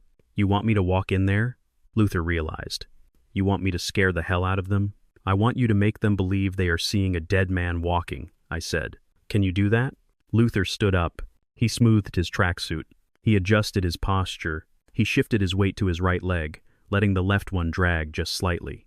He looked at me, and for a second it was like looking in a mirror. "Thorn," Luther said, his voice dropping into my cadence. "I can make them wet their pants." I smiled. "Good," I said. "Let's get the camera." We spent the next hour recording. Luther spilled everything, every dirty detail. When we were done, Darius took the memory card. "Get him to a safe house," I told Darius. "Don't let him out of your sight until Saturday night." I walked out into the rain. The air felt clean. I had one more stop before I went home to wait for the men in white coats. I had to say goodbye to my daughter. I had to give her one last chance to save her soul. The sun was just beginning to bleed through the heavy velvet curtains of my study, painting the mahogany desk in stripes of dust and gray light. I sat in the high-backed leather chair, the throne from which I had ruled my kingdom. Today it would be the bench from which I passed my hardest sentence. I had texted Nia at 4 inches the morning. "Come over. I need to see my girl alone." I knew she would come. Guilt is a powerful alarm clock. I heard the front door open. I heard the soft click of heels on the hardwood. She was trying to be quiet, as if the house were a funeral home and I was already in the casket. "Daddy," she whispered, pushing the study door open. I turned my chair. I was not wearing the cardigan or the stained trousers today. I was wearing a clean white shirt and my reading glasses. I wanted her to see me, the man who raised her, not the caricature her husband had drawn. "Come in, Nia," I said. "Sit down." She sat in the guest chair, clutching her purse like a shield. She looked exhausted, eyes red-rimmed, skin pale. Living with a shark like Tyler Sterling drained the blood right out of you. "Where is Tyler?" I asked. "He is in the car," she said quickly. "He wanted to come in, but I told him I needed a minute. He is worried about you, Dad. We all are." I looked at her. I looked for the little girl who used to sit on my lap while I reviewed blueprints. I looked for the teenager who marched in protests downtown because she believed in justice. I looked for the woman I thought I had raised to be strong, independent, a Thorn. All I saw was Mrs. Sterling. "Nia," I said, my voice soft but steady. "I want you to look at me. Really look at me." She lifted her eyes. They skittered away from mine, darting to the bookshelves, to the window, to her own hands. "I am looking, Daddy." "No, you aren't," I said. "You are looking at a problem. You are looking at an obligation. I want you to look at your father." She locked eyes with me then. I held her gaze. I did not blink. I did not let my mouth hang open. I did not let my hand shake. I projected every ounce of clarity and intelligence I possessed. "I'm going to ask you a question, Nia," I said, "and the answer is going to determine the rest of your life. Do not think about what Tyler told you. Do not think about what the doctor said. Use your own eyes. Use your own heart." I leaned forward. "Do you really think I am crazy, Nia? Do you really believe I have lost my mind?" The room went silent. The dust motes danced in the light. This was it, the final test. If she said no, if she admitted this whole thing felt wrong, if she showed even a spark of the loyalty I had poured into her, she was safe. I would save her. I would take her with me when I burned Tyler's world to the ground. Nia opened her mouth. Her chin trembled. I saw a flash of doubt. I saw the daughter I loved fighting to surface. She knew deep down. She knew. But then her phone buzzed in her purse, a short, sharp vibration. Her eyes shifted. The doubt vanished, replaced by fear. Fear of him. Fear of the fight. Fear of the difficult truth versus the easy lie. She lowered her head. She looked at her knees. "Daddy," she whispered. You called us. You forgot where Mom was. You signed the papers with an X. That was a performance, Nia," I said, harshness creeping into my tone. "And you know it. Look at me now. Do I look confused?" She squeezed her eyes shut. Tears leaked out. "Tyler says it comes and goes," she recited. "He says you have good days and bad days. He says it is safer this way. The facility, they can help you. They can keep you safe. Tyler says, Tyler says, Tyler says." She didn't have a voice of her own anymore. She was just an echo chamber for his greed. "Nia, listen to me," I said. "If you let them take me today, you are crossing a line you can never come back from. You are participating in a crime. Tyler doesn't want to help me," I continued. "He wants to sell the Georgia land. He wants to liquidate the company. He is trying to save the company," she snapped, her head snapping up. Her defense of him was automatic, robotic. "He told me the accounts are a mess. He told me you were losing money. He is trying to fix what you broke." "Daddy, I broke nothing," I roared, slamming my hand on the desk. I built this. I built the roof over your head. I built the trust fund that paid for your wedding. And now you sit there and tell me that a man who can't even balance his own checkbook is fixing my empire. She flinched, shrinking back into the chair. Stop it, she sobbed. Stop yelling. This is the aggression doctor. Vance talked about, you are paranoid. You are hostile. I sat back. The fire in my chest turned into cold ash. There it was. The choice had been made. She wasn't just weak. She was complicit. She had accepted their narrative because it was easier than facing the fact that she had married a monster. She would rather believe her father was mad than admit her husband was evil. I looked at her and realized I was looking at a stranger with my eyes and my nose, but none of my soul. Get out, I said. Nia blinked, wiping her face. What? I said, get out. Go back to your husband. Go back to your car. Tell him I am ready. Tell him to bring the van. Daddy, please. I am not your daddy anymore, I said, my voice devoid of any emotion. I am a patient. I am a liability. I am a problem to be solved. So go solve it. Leave. She stood up, shaking. She looked at me one last time, waiting for me to soften, waiting for me to tell her it was okay. I turned my chair toward the window.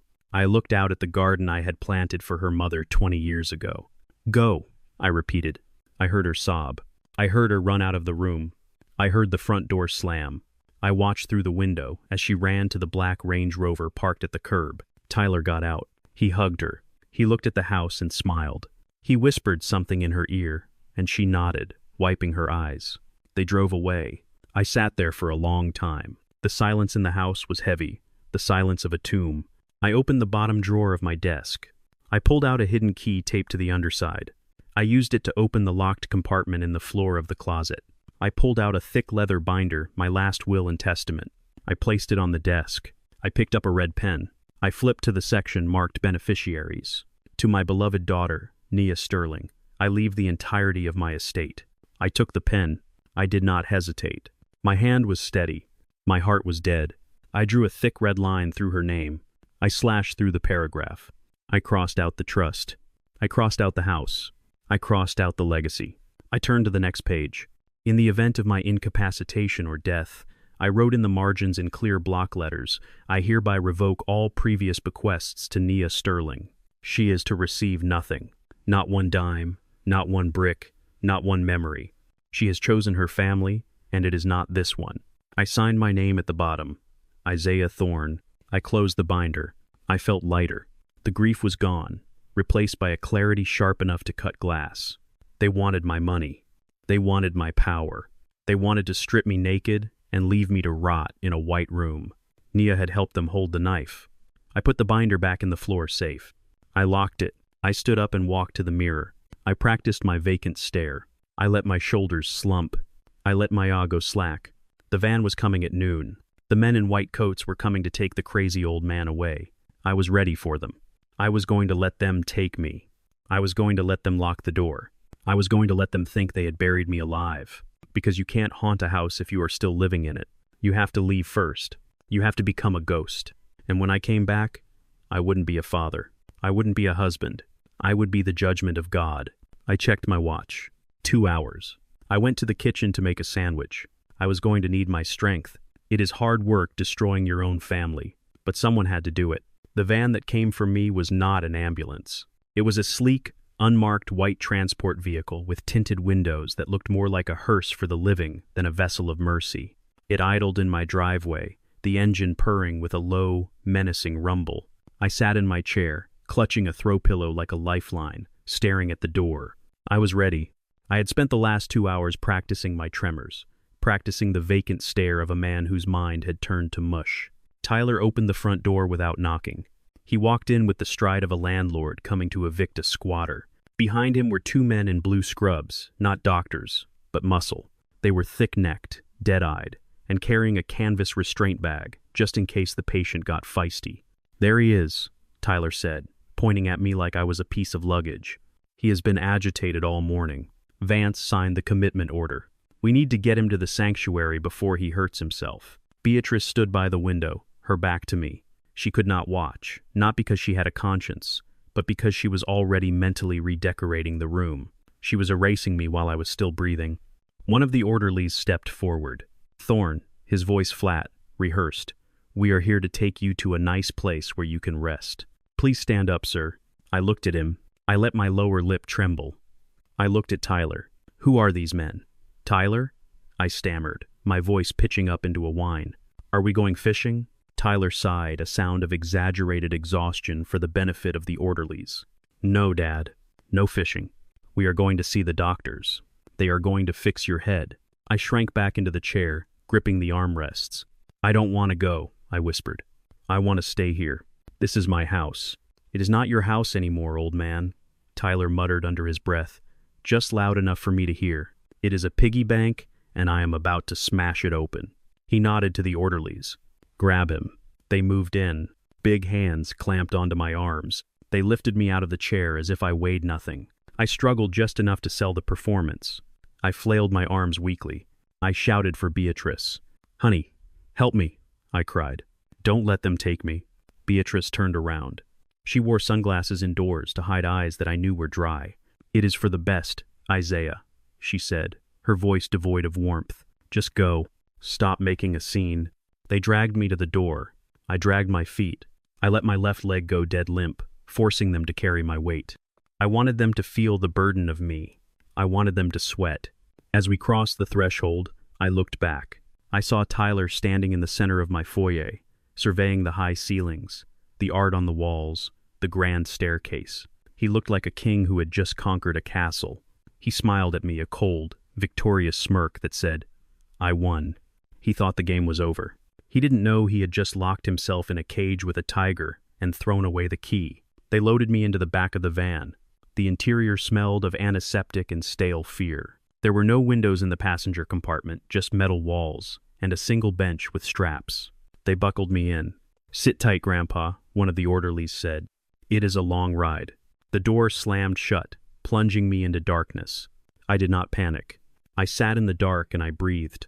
I let the mask fall. My face relaxed. The trembling stopped. I closed my eyes and visualized the map of the city. We were heading north. The sanctuary was an exclusive facility in Lake Forest. It cost $20,000 a month. It was a warehouse for the inconvenient elderly relatives of the 1%. It was a place where rich people paid to have their guilt washed and fed 3 times a day. It was also a fortress, high walls, security gates, no visitors without approval. Perfect. It was the perfect alibi. How could Isaiah Thorne destroy his son-in-law's life when he was locked in a padded room 40 miles away under 24-hour observation? The ride took an hour. When the doors opened, the light blinded me. I was pulled out into a receiving bay. The air was crisp and smelled of pine needles. The facility looked like a country club, manicured lawns, fountains, a grand entrance with pillars, but I saw the cameras. I saw the high fences hidden behind the hedges. I saw the electronic locks on every door. A nurse was waiting with a wheelchair. She had a clipboard and a smile that looked stapled onto her face. "Welcome, Mr. Thorne," she chirped. "We have a lovely room ready for you." I slumped into the wheelchair. I let my head loll to the side. I drooled a little. "Process him quickly," Tyler said, appearing behind me. He had driven his own car, following the van. He wanted to make sure the package was delivered. "I have a meeting in the city. I need the intake form signed now." We were taken to an office. I sat there while Tyler signed my freedom away. He signed the admission papers. He signed the consent for medication. He signed the order restricting visitors, no phone calls, no unsupervised outings. "Total isolation for the first week," the nurse noted, checking a box. "Doctor's orders." "Exactly," Tyler said. He gets confused. He calls people. He makes up stories. He handed the clipboard back. He looked at me one last time. He didn't say goodbye. He just checked his watch, turned on his heel, and walked out. He walked with a bounce in his step. He was going back to my house to open my safe. He was going back to sell my land. Good luck with that, Tyler. The nurse wheeled me to my room on the 3rd floor, room 312. It was clean, white, and sterile. There was a bed, a chair, and a window that only opened 2 inches. "All right, Mr. Thorne," she said efficiently. "Let's get you comfortable. We need to inventory your personal effects." This was the dangerous part, the strip search. She took my jacket. She took my wallet. She took my watch. She took my belt. "Okay, shoes off," she said. I froze. My heart hammered against my ribs. I have bad feet, I mumbled, clutching my shoes. Orthopedic. The doctor. The doctor said I must wear them. My arches, they collapse. I looked at her with wide, terrified eyes. I channeled every ounce of pitiable old man energy I had. Please, miss, I whispered. They hurt so much without them. She hesitated. She looked at my old scuffed leather loafers. They looked harmless. They looked like old man shoes. She sighed. She was tired. It was the end of her shift. She didn't want to fight a senile patient over footwear. Fine, she said. You can keep them for now, but if you try to kick anyone, we take them. Thank you, I said. Thank you, Angel. She left, closing the heavy door. I heard the electronic lock engage with a solid thud. I was alone. I waited 5 minutes. I listened. The hallway was quiet. I stood up. I walked to the door and listened again. Nothing. I walked to the window and looked out. The sun was setting over the manicured grounds. Somewhere out there in the city, Tyler was popping champagne. I sat on the bed. I took off my right shoe. It was a custom-made loafer, Italian leather with a reinforced sole. I had paid a cobbler in Little Italy $5,000 to modify it 2 years ago. I gripped the heel and twisted it to the left. There was a faint click. The heel slid open, revealing a hollow compartment. Inside, nestled in foam, was a device no larger than a pack of gum, a satellite phone, military-grade, encrypted, untraceable. It didn't rely on cell towers. It beamed a signal straight to the sky. I pressed the power button. A tiny green light blinked. I had a signal. I dialed Henderson first. He answered on the first ring. I am in, I said, keeping my voice low. Isaiah, Henderson breathed. Are you okay? I am in the luxury gulag, I said. Tyler just left. He signed the admission papers, which means he legally affirmed guardianship. And the trap? The trap is set, I said. Did he access the accounts? 10 minutes ago, Henderson said, his voice grim but satisfied. He used the digital key from the power of attorney you gave him. He logged into the main business account. He transferred $4 million to a holding company in the Caymans. I smiled a cold, predatory smile. He just committed wire fraud, bank fraud, and international money laundering. And since he signed the confession of judgment instead of the power of attorney, he didn't transfer my money. He transferred debt. He just moved $4 million of toxic loans into his own name. He doesn't know yet, Henderson said. The system shows the transfer is pending. It will clear in 24 hours. Perfect, I said. Let him sleep on it. Let him think he is rich for one more night. What about the land? Darius called. Tyler contacted the Atlanta developers an hour ago. He sent them the deed, or what he thinks is the deed, and they are moving fast. They want to close by Friday. I leaned back against the pillows. This was better than I had hoped. Tyler was moving with the reckless speed of an amateur. He was so drunk on power he wasn't checking the brakes. I hung up with Henderson. I dialed Darius. Is Luther ready? I asked. He is shaking like a leaf, but he is ready, Darius said. He has the script. He has the suit. He knows the lines. Get him to the party on Saturday, I said. And Darius, make sure the cameras are rolling. I want to see Tyler's face when the dead man walks in the door. I will get the popcorn, Darius said. I hung up. I slid the phone back into the heel of my shoe and clicked it shut. I put the shoe back on. I walked to the mirror in the small bathroom. I looked at myself. I saw the gray hair. I saw the wrinkles. I saw the tired eyes of a man who had been betrayed by everyone he loved. But beneath that, I saw the shark. I was locked in a room with no way out. I had no money in my pocket. I had no friends in the building. But I was the most dangerous man in the world because I was the man who held the detonator. I lay down on the bed. I pulled the thin blanket up to my chin. Sleep well, Tyler, I whispered to the empty room. Enjoy the champagne. Enjoy the big house. Because when you wake up, the roof is going to be on fire, and I'm going to be the one holding the matches. I closed my eyes, and for the first time in days, I slept the deep, dreamless sleep of a man who knows he has already won the war. I sat on the edge of the narrow hospital bed in the semi-darkness of room 312, watching my life being dismantled on a 4-inch screen. The device hidden in the heel of my shoe was now in my hand, connected to the security cameras inside my own home. It was Saturday night. The air in the facility was stale, recycled, and smelled of industrial cleaner. But on the screen, the air in my mansion looked golden and expensive. Tyler had not wasted any time. He called it a celebration of life, a transition party. I called it a victory lap. The camera feed from the grand ballroom was high definition. I could see the sweat on the waiters' brows as they navigated the sea of bodies. I could see the bubbles in the champagne flutes. But what I noticed most was the crowd. These were not my friends. These were Tyler's crowd, a sea of navy blue blazers and cocktail dresses. They were the country club set, the hedge fund managers, the real estate sharks, who saw Chicago not as a home, but as a portfolio. I watched Beatrice circulating through the room, wearing a black dress and the diamond necklace I had given her for our 10th anniversary. She played the part of the devoted, burdened wife to perfection. But the star of the show was Tyler. He stood in the center of the room holding court, looking taller tonight, occupying space that wasn't his. He was telling a story, gesturing wildly with a crystal tumbler of my best scotch. I switched camera feeds. The library was empty. The master bedroom was empty, but the safe was open, the door ajar. He had already stripped the carcass clean.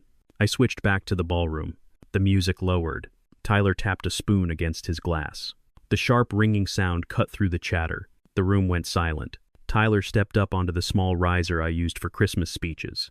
He adjusted his tie. He looked out at the crowd with a smug, proprietary gaze. "Thank you all for coming on such short notice," Tyler began, his voice booming with false humility. "It has been a difficult week for the family.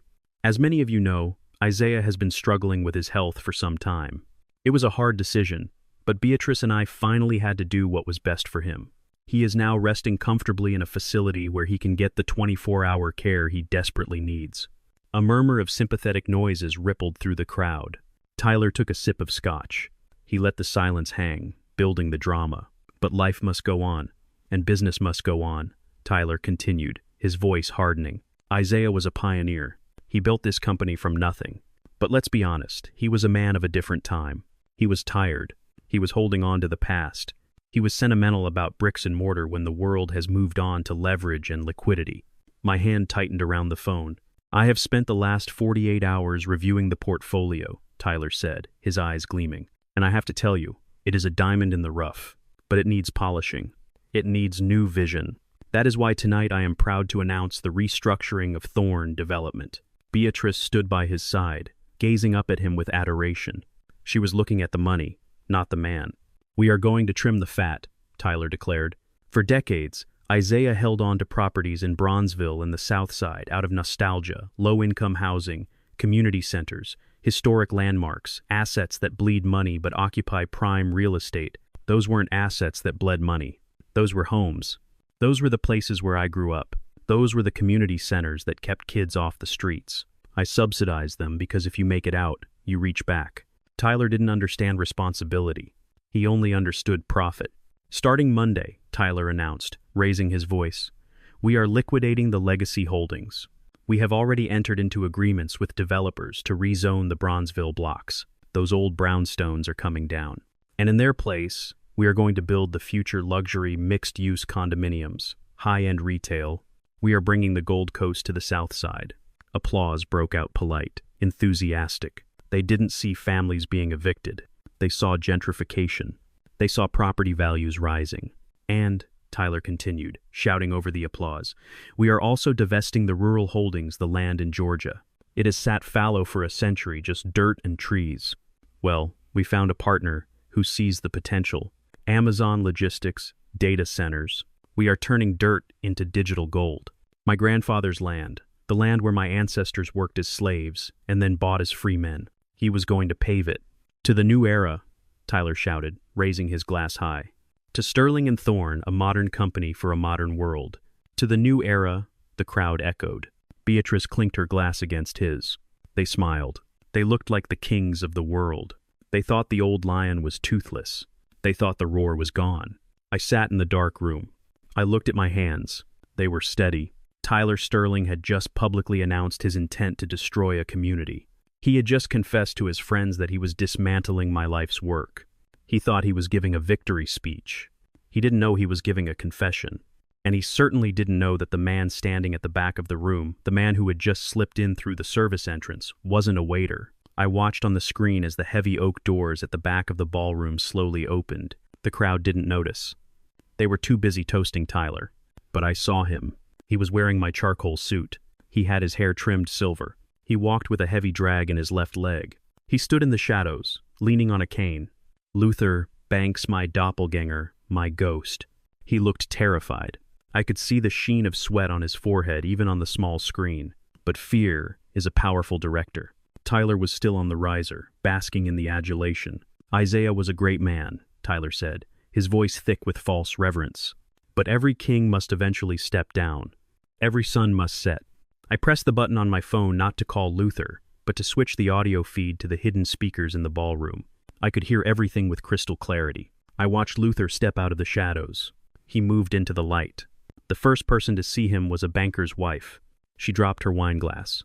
It shattered. The sound cut through the room. Heads turned. Tyler looked down from his perch. His smile froze. The color drained from his face. The glass in his hand tilted, spilling scotch onto his shoes. Beatrice saw him a second later. She gasped, a sound amplified by the sudden silence. Luther stood there. He didn't speak. He just looked at them with my eyes, with the face of the man they had drugged, declared insane, and locked away. The crowd parted. They backed away from him as if he were contagious. A murmur started low and terrified. Isaiah. I thought he was. Tyler stammered. He stepped back, nearly falling off the riser. Dad, but you are. Luther took a step forward. Drag, step, drag, step. The rhythm was perfect. It was the sound of judgment approaching. He raised his cane and pointed it straight at Tyler's chest. You thought I was tired? Luther boomed, his voice finding the deep resonance I had coached him on. You thought I was done? Beatrice screamed. It wasn't a scream of surprise. It was the scream of a woman seeing a dead man walking. She had watched him drink the poison. He is not real, she shrieked, pointing a shaking finger. He is a ghost. He is hallucinating. Tyler recovered first. He laughed a loud, incredulous laugh. Ladies and gentlemen, please, Tyler said, holding up his hands. I apologize for this. This is heartbreaking. My father-in-law's condition is worse than we thought. He has hired an actor. He has staged a performance. He looked down at Luther with sneering contempt. Look at him. This is what paranoia looks like. Isaiah is so sick he thinks there is a conspiracy. He thinks we hired a double. He has probably paid this poor man to come here and recite these lines. It is tragic, the final act of a mind that has lost its tether to reality. The crowd nodded. It made sense. Poor Isaiah, he hired a lookalike. He is staging a play. Tyler turned to the security guards. Escort this man out and call the facility. Tell them their patient has wandered. Tell them he is delusional and needs immediate sedation.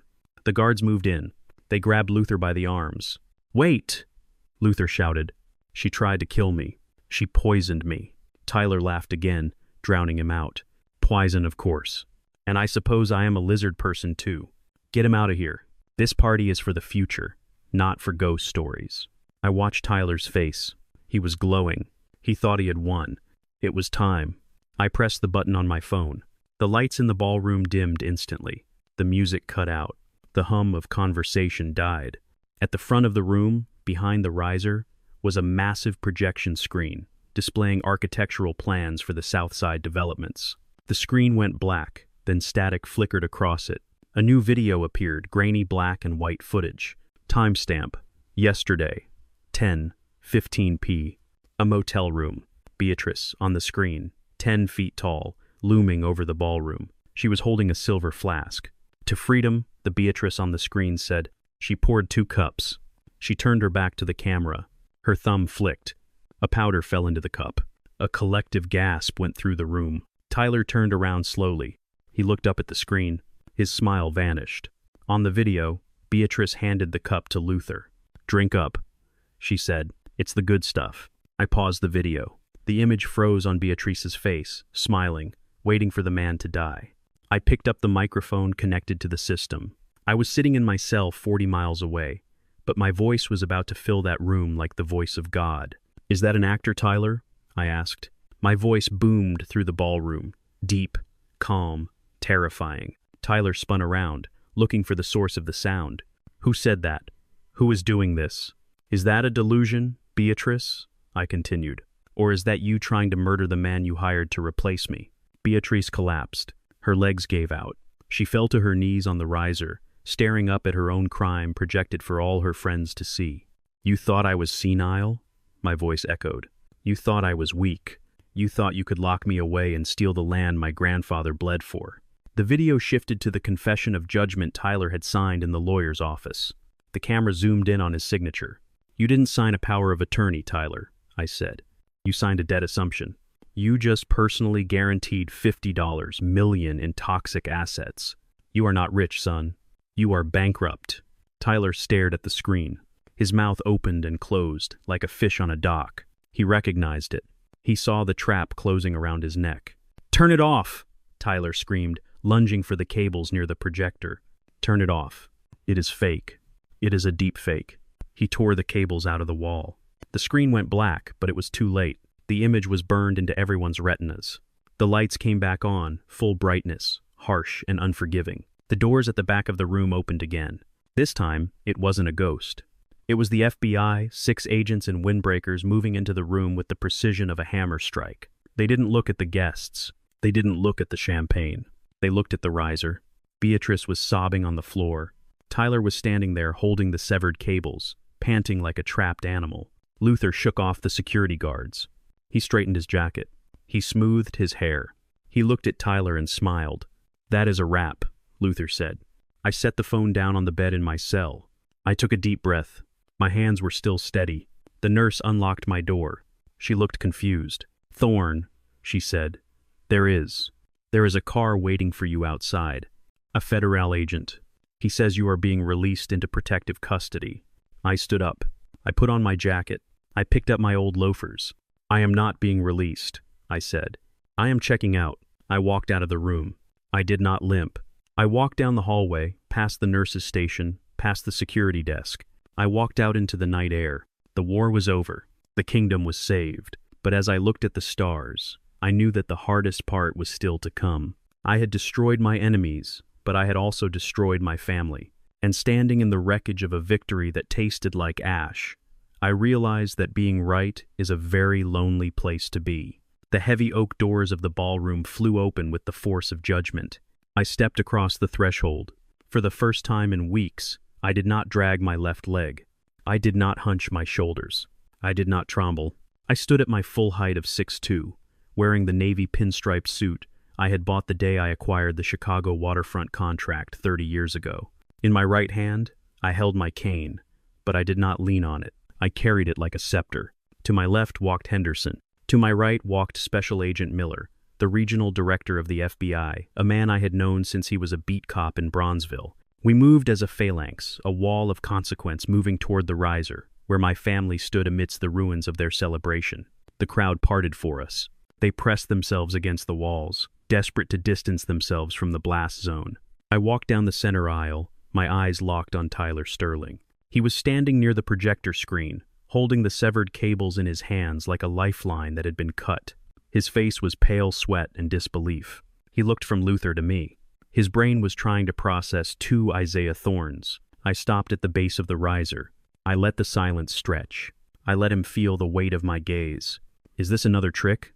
Tyler stammered, his voice cracking. "Is this another actor?" Beatrice lifted her head from the floor. Her mascara was running in black rivulets. She looked at me. She knew. A wife knows her husband. She saw the set of my jaw. She saw the cold fire in my eyes. She let out a low, keen, and buried her face in her hands again. I stepped onto the riser. My shoes clicked sharply on the wood. I stood toe-to-toe with my son-in-law.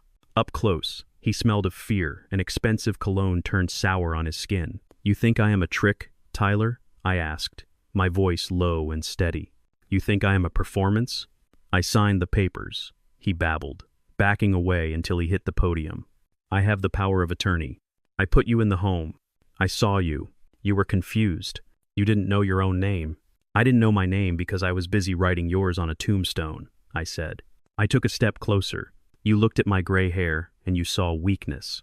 You looked at my limp and you saw an opportunity. You looked at my skin and you saw a stepping stone to your own legitimacy." I leaned in. "You think I am old, boy? I built this city when your father was still nursing. I was negotiating with union bosses and dodging Molotov cocktails while you were learning to tie your boat shoes. You didn't steal my empire, Tyler. You just volunteered to carry my trash. Tyler's eyes darted around the room, looking for an ally, looking for a lawyer, looking for a way out. "This is illegal," he shouted, pointing at Agent Miller. "You can't just barge in here. I have rights. I am the legal guardian of this estate. I have the document. I signed it yesterday." "Ah, yes, the document." I signaled to Henderson. He stepped forward, opening a leather portfolio. He pulled out the blue folder, the one I had swapped in the conference room. He held it up for the room to see. "You mean this document, Tyler?" I asked. "That is it," Tyler said, clinging to hope. "The power of attorney. It gives me full control. It gives me the assets. It gives me the land." I took the folder from Henderson. I opened it to the signature page. I traced Tyler's arrogant, sprawling signature with my finger. "You didn't read it, did you?" I asked softly. "You were so arrogant, so sure of your victory, that you didn't read a single line of text above your name." "I read it," he lied, sweat dripping from his nose. "It was standard. Arthur drafted it." "Arthur drafted the one you put on the table," I said. "But that is not the one you signed. I swapped them. Tyler, while you were looking for my pen on the floor, I changed the future." I turned the document around so he could read the header. "Confession of judgment and assumption of personal liability." Tyler squinted. He blinked. He read the words, but his mind refused to accept them. "What does that mean?" he whispered. "It means you are not the guardian of my assets," I explained, my voice hard as granite. "It means you are the guarantor of my debts, specifically the debts of a holding company called Thorn Distressed Assets, LLC, a company that currently holds $50 million in toxic loans and pending EPA fines." I motioned to the screen behind us. Agent Miller nodded to a technician who reconnected the feed. A spreadsheet appeared, a sea of red numbers. "You see, Tyler," I continued, "for years I have used that shell company to hold the most toxic assets in my portfolio, failed ventures, buildings with structural condemnations, and most importantly, a massive outstanding tax lien from a dispute in 1999 that I have been fighting for 2 decades. I pointed to the bottom line, $50 million. That is the current debt load, including penalties, interest, and EPA fines for asbestos removal in the old warehouses you were so eager to sell." Tyler shook his head violently. "No, that is not possible. You have money? You are rich." "I have money," I agreed. "My personal wealth is secure. My trust is locked. But this company, this specific entity, is a black hole. And by signing this document as the primary guarantor, you just voluntarily transferred that entire debt load onto your personal credit." I let the words sink in. I watched the realization crash over him like a tidal wave.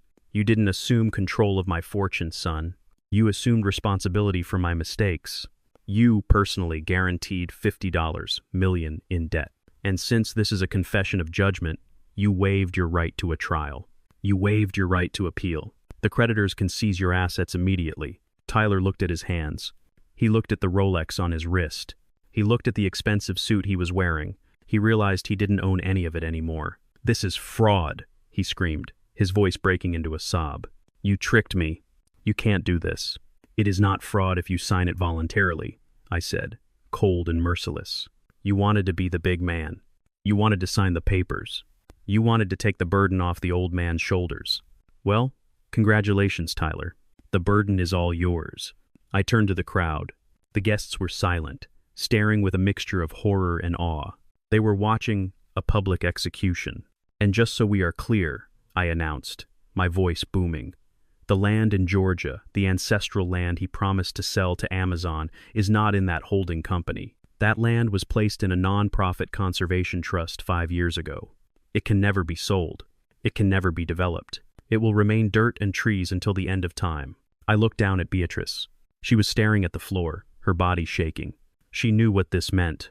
Tyler was bankrupt, and since they were married in a community property state without a prenup, she was bankrupt too. "You wanted to strip me clean," I said to her. "You wanted to leave me with nothing. Now you know how it feels." Tyler lunged a desperate animal act. He threw a punch aimed at my face. I didn't need to move. Agent Miller stepped in. He used a simple wrist lock, spinning Tyler around and slamming him face first into the podium. The sound of his nose breaking was a wet crunch. "You have the right to remain silent," Agent Miller said, pulling out handcuffs. "Though I highly suggest you start talking, because the fraud charges we are about to list are going to take all night. I watched as they cuffed him. I watched as they hauled him up, blood streaming from his nose, staining his white shirt. He looked at me with wild eyes. "I am family," he screamed, spitting blood.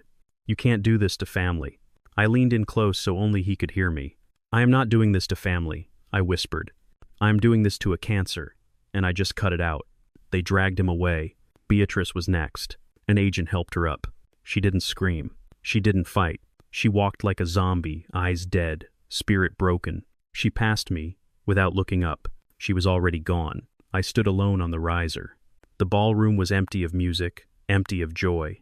The guests began to file out quietly, heads down, afraid to make eye contact with the man who had just turned a party into a crime scene. Henderson walked up to me. He handed me a glass of water. "It is done, Isaiah," he said softly. "The accounts are locked. The debt transfer is registered. The liens are active. They are finished." I took the water. My hand was steady. "Not yet," I said, looking at the empty doorway where my daughter should have been standing. "Not yet. There is one more person who has to answer for her sins." I walked down the steps of the riser. The cane clicked against the floor. "I have one more stop," I said to Henderson. "Where to?" "To see my daughter," I said.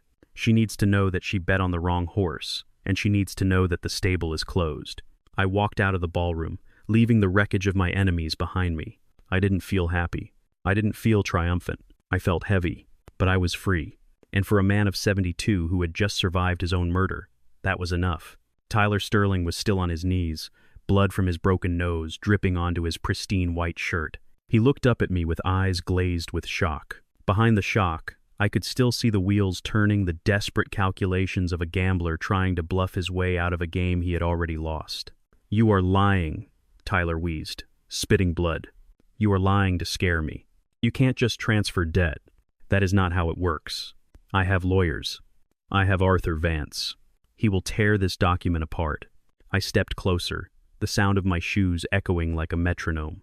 I looked down at him, not with anger, but with the clinical detachment of a surgeon looking at a tumor he had just excised.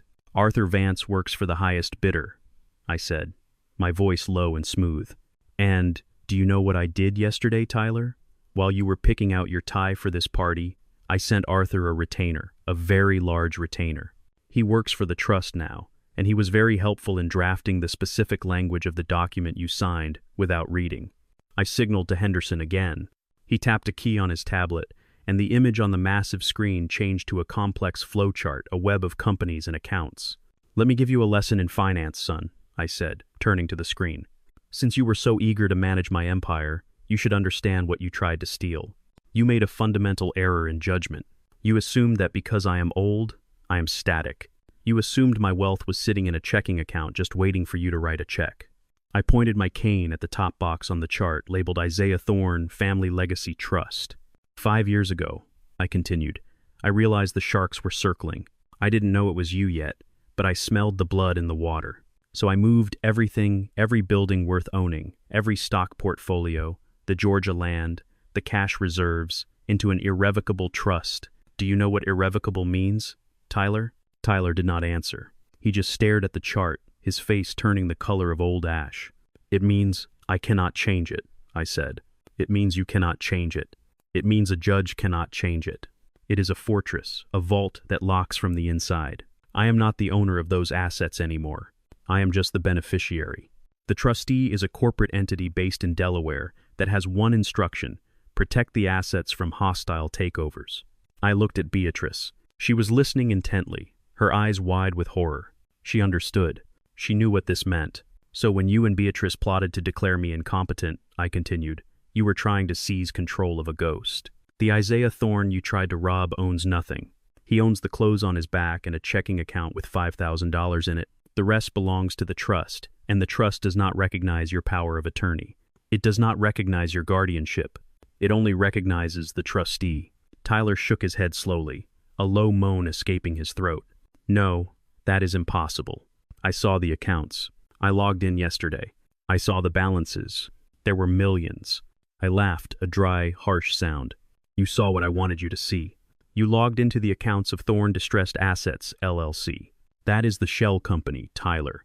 That is the garbage can where I put the buildings with asbestos lawsuits, the properties with tax liens from the 90 seconds, the liabilities.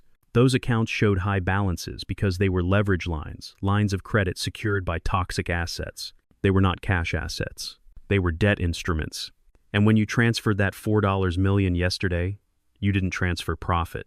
You drew down on a credit line that was already overextended. You essentially took out a loan on a burning building. Tyler looked at Henderson. Henderson nodded grimly.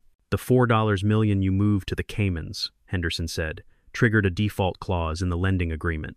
By moving those funds out of the country, you violated federal banking regulations and the terms of the loan. The bank has already frozen the transfer, but the debt remains. I stood up straight, adjusting my cuffs. And that brings us back to the document you signed, I said, pointing to the blue folder on the podium. The confession of judgment. By signing that, you didn't just agree to manage the company. You agreed to personally guarantee its obligations. You voluntarily substituted your credit for the company's credit.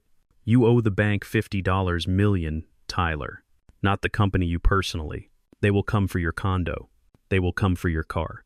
They will come for your watch. They will garnish your wages for the rest of your life. You will never own a credit card again. You will never sign a lease again. You are not just broke. You are in a hole so deep you will need a telescope to see the sunlight. Beatrice let out a scream, a raw, primal sound of a woman watching her future evaporate. You bastard, she shrieked, scrambling to her feet. You can't do this to us. I am your wife. Half of that is mine. This is community property. I looked at her with pity, the only emotion I had left for her. You are right, Beatrice, I said. It is community property, which means half of his debt is now your debt. You are married to him. You plotted with him. You signed the papers with him. You are co-guarantors. I gestured to the room. Everything you are wearing, the diamonds, the dress, the shoes, it all belongs to the creditors now. You don't have a retirement fund anymore, Beatrice. You have a $50 million bill. Agent Miller stepped forward, clearing his throat. And then there is the matter of the fraud, Miller said. When you accessed those accounts yesterday, you used Isaiah Thorne's digital credentials. You impersonated him to a federally insured financial institution. You moved money across international lines under false pretenses. That is wire fraud. That is bank fraud.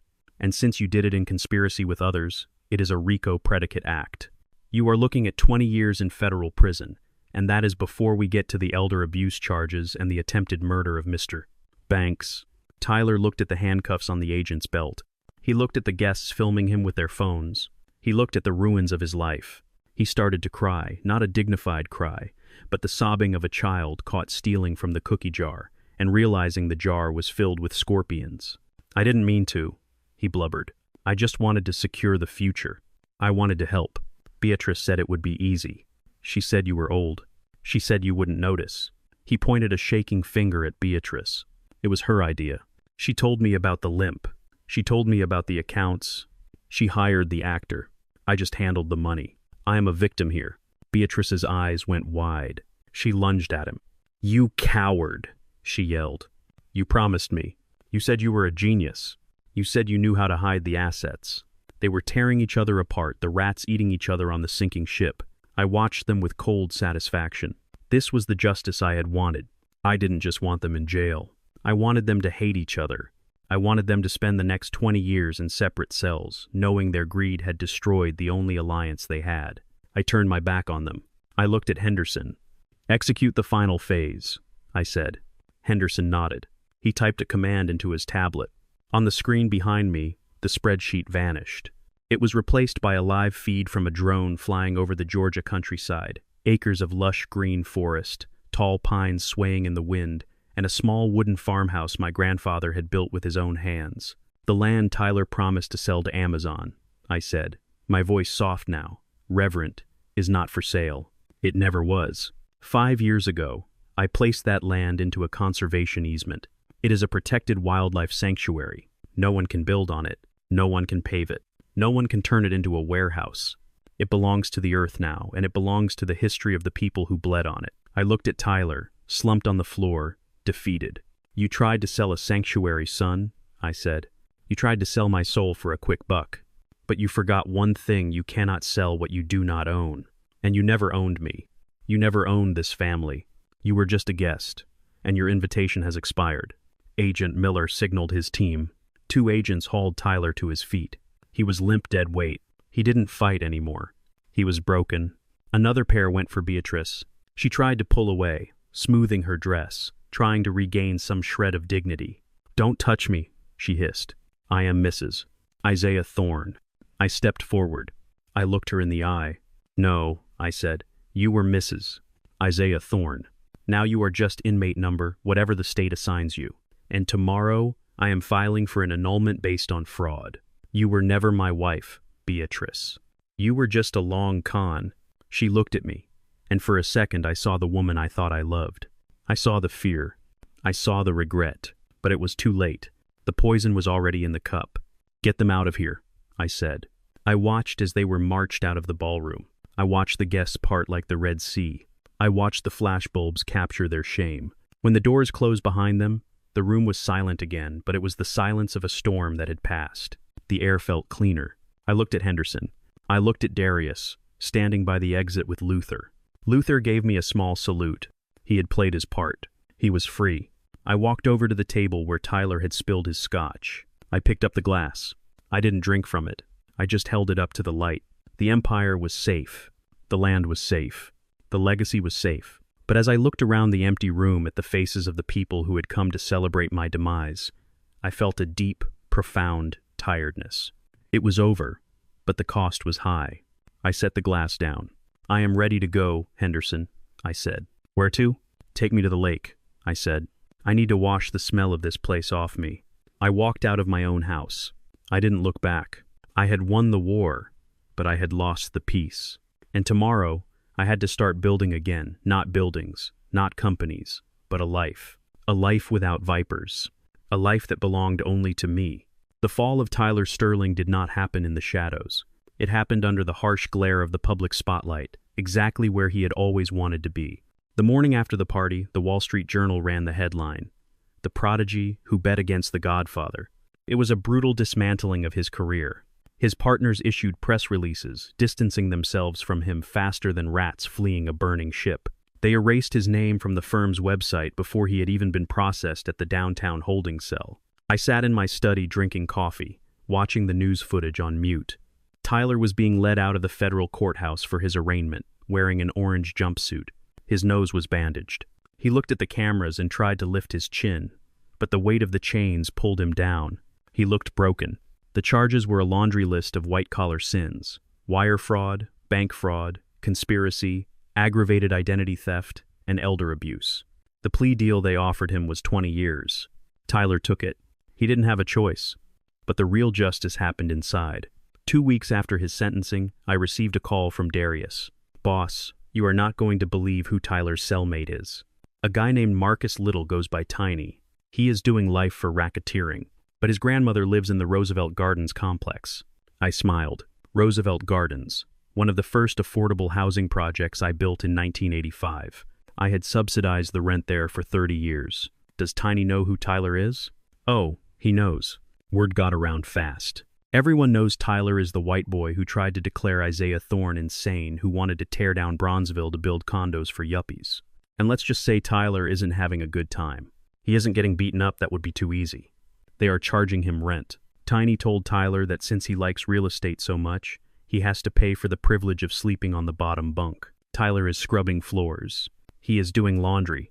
He is giving financial advice to drug dealers for a cup of instant noodles. He is the lowest rung on the ladder, Isaiah. And every time he complains, someone reminds him whose name is on the building blocks of the neighborhood he tried to sell. I hung up the phone. It was poetic. The man who wanted to be a king was now a serf, serving the very people he had planned to displace. Then there was Beatrice. Her trial was separate, faster, and much uglier. The video of her poisoning Luther Banks was played on national television. There was no defense against it. I went to her sentencing. I sat in the back row wearing dark glasses. I wanted to see her one last time. When the bailiffs brought her in, I barely recognized her. Without the hair dye, without the professional makeup, without the designer clothes, Beatrice looked ordinary. She looked old. The gray roots were showing. Her skin was sallow under the fluorescent lights. Her posture was slumped. She scanned the room, looking for someone to save her. Her eyes landed on me. For a moment, She straightened up. She touched her hair instinctively. She tried to smile that old manipulative smile. "Isaiah," she mouthed. "Help me." I did not move. I did not nod. I just watched. The judge was a woman tough, no nonsense. "Thorne," the judge said, "you preyed on a vulnerable man. You hired a desperate double, and you attempted to kill him to cover your tracks. Your greed is matched only by your cruelty." Beatrice started to cry, ugly, sobbing, snot and tears. "I just wanted security," she wailed. "I was afraid of being poor." The judge wasn't moved. "You will have plenty of security where you are going. I sentence you to 25 years. No parole frequency." The gavel banged. It sounded like a coffin lid slamming shut. Beatrice screamed. She reached out toward me. "Isaiah, Isaiah, please don't let them take me. I am your wife." I stood up. I turned my back on her. I walked out of the courtroom while she screamed my name. I drove to the lakefront. It was a gray, windy day, the kind of Chicago weather that cuts through your coat. I parked my truck and walked to the edge of the water. I thought about Tyler scrubbing floors. I thought about Beatrice rotting in a cell. I thought about the emptiness of my victory. They were gone. The parasites had been removed. The body was clean, but the scars remained. I touched my left leg. The pain was there, dull and familiar. It was a part of me, just like the memory of Beatrice's betrayal would always be a part of me. You don't cut out a tumor without losing some healthy tissue too. My phone buzzed. It was Henderson. "The accounts are settled, Isaiah. The debt transfer is finalized. The creditors have seized Tyler's condo, his car, and his investment accounts. He is wiped out, and the trust is locked down tighter than Fort Knox." "Good," I said. "And Isaiah, your daughter called." I looked out at the gray water. The waves were choppy, angry. What did she want? She wanted to know if she could have her mother's jewelry. She said, "It is family heirlooms." She said she needs the money to start over. I laughed a short, bitter bark. Even now, even in the ashes, she was still looking for something to sell. She wasn't grieving her mother. She was grieving the diamond necklace. "Tell her no," I said. "Tell her the jewelry was seized by the creditors to pay for her husband's debts. Tell her it is gone." There was a silence on the line. "She is living in a motel, Isaiah," Henderson said softly. "A cheap one. She is working at a diner. She says it is hard." "It is supposed to be hard," I said. "Life is hard, Henderson. She is 30 years old. It is time she found out." I hung up. I stood there for a long time, watching the water beat against the rocks. I was alone. I was 72 years old. I had no wife. I had no children I could call my own, but I had my name. I had my dignity, and I had my land. I walked back to my truck. I didn't limp. I walked with the steady rhythm of a man who had survived the storm. I had one more thing to do, one final act to close the book on Isaiah Thorne the victim and open the book on Isaiah Thorne the survivor. I drove to the old warehouse on 35th Street, the place where the plan was hatched. I walked inside. It was empty, dusty. I took out the blue folder, the fake power of attorney, the document that had started it all. I took out my lighter. I lit the corner of the folder. I watched the flame curl the paper, turning the legal jargon into black ash. I watched Tyler's signature burn. I watched Beatrice's signature burn. I dropped the burning folder onto the concrete floor. I watched it turn to dust. It was over. I walked out into the sunlight. I was going fishing, real fishing, with a cane pole and a cooler of beer. Just me and the water. No phones, no lawyers, no family, just peace. And God knows I had earned it. The mansion was quiet, not the heavy silence of a tomb, but the clean, crisp silence of a church after the funeral is over and the mourners have gone home. I sat in the high-backed leather chair in my study, the same chair where I had tested my daughter's loyalty and watched her fail. I looked around at the mahogany bookshelves, the Persian rugs, the oil paintings of landscapes I had never visited. For years, these things had been symbols of my success trophies to prove to the world that a black man from the South Side could own the castle. But now they looked like stage props, the set dressing for a play that had turned into a tragedy. Beatrice had chosen the drapes. Tyler had recommended the art.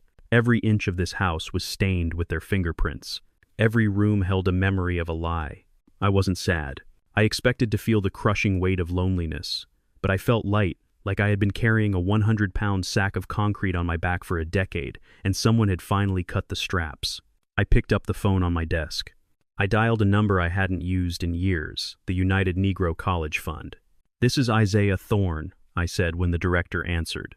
"I want to make a donation." "Of course, Mr. Thorne. How much were you thinking?" "Everything," I said. I explained the terms. I was selling the mansion. I was liquidating the contents, the furniture, the art, the jewelry, the cars, everything that wasn't nailed down, and everything that was. I estimated the total value at around $15 million. I wanted it to go to scholarships, full rides, tuition, room, board, and books. But not for the kids with the 4.0 GPAs, who were already getting offers from Harvard. I wanted it for the fighters, the kids from the neighborhoods, like the one I grew up in. The kids who have dirt under their fingernails and fire in their bellies. The kids who know that if they don't build it, nobody is going to give it to them. The director was weeping by the time I finished. She asked me what I wanted to name the scholarship. "Don't name it after me," I said. "Name it the Freedom Fund because that is what it bought me." I hung up. I called a realtor. I told him to list the house cash offers only, quick close. I didn't care about the price. I just wanted to be out by the weekend. Then I packed. It didn't take long. I didn't take the suits. I didn't take the watches. I didn't take the Italian shoes with the hidden compartments.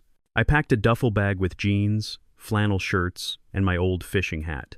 I took the photo of my grandfather standing in front of his farm in Georgia. I took my Bible. I walked out the front door. I didn't lock it. I left the keys under the mat for the realtor. I walked down the long driveway, past the fountain, past the manicured hedges. I walked to the curb where my old rusted Ford F-150 was parked, the only thing I owned that Tyler and Beatrice had never tried to touch. I threw the bag in the passenger seat. I climbed in. The engine roared to life, a rough, unrefined sound that felt like music. I drove west away from the skyline, away from the noise, away from the empire, until the skyscrapers turned into strip malls, and the strip malls turned into cornfields. I pulled up to a small boat launch on the edge of the Fox River, a gravel lot with a wooden dock that leaned to the left. 2 men were waiting for me. Henderson was sitting on a cooler, wearing a fishing vest that looked brand new, and a bucket hat that looked ridiculous. Darius was leaning against the railing, smoking a cigar, looking at the water with the watchful eyes of a man who never fully relaxes. They were an odd pair, the white banker who managed millions, and the black ex-cop who broke kneecaps. But as I parked the truck and stepped out, I realized something profound. These men had risked their careers for me. They had risked their freedom for me. They didn't do it for money. You don't commit felonies for a paycheck. You do it for loyalty. They were my family, not by blood, but by the iron bond of shared risk and mutual respect. "Isaiah," Henderson called out, waving a beer. "You are late. The fish are laughing at us." I walked down the dock. My left leg had a dull ache that reminded me I was alive. "I had to take out the trash first," I said, taking the beer he offered. Darius nodded at me. His eyes were warm. "You good, boss?" I looked at the river. The water was brown and slow-moving. It wasn't the ocean. It wasn't a pristine lake in the Alps. It was just a river in Illinois, and it was beautiful. "I am good, Darius," I said. "I am better than good." We got into the boat, a small aluminum fishing boat, battered and dented. We pushed off. I took the tiller. The motor hummed. We moved out into the current. We didn't talk much. We didn't need to. We cast our lines. We drank our beer. We watched the sun go down, turning the sky into a bruise of purple and gold. I sat there, feeling the gentle rock of the boat, and I thought about the word freedom. For 40 years, I thought freedom meant having enough money to tell anyone to go to hell. I thought it meant walls high enough to keep the world out. I thought it meant power. I was wrong. Freedom isn't about what you have. It is about what you don't have. It is about not having to look over your shoulder in your own kitchen. It is about not having to wonder if the person kissing you goodnight is checking your pulse to see if you are dead yet.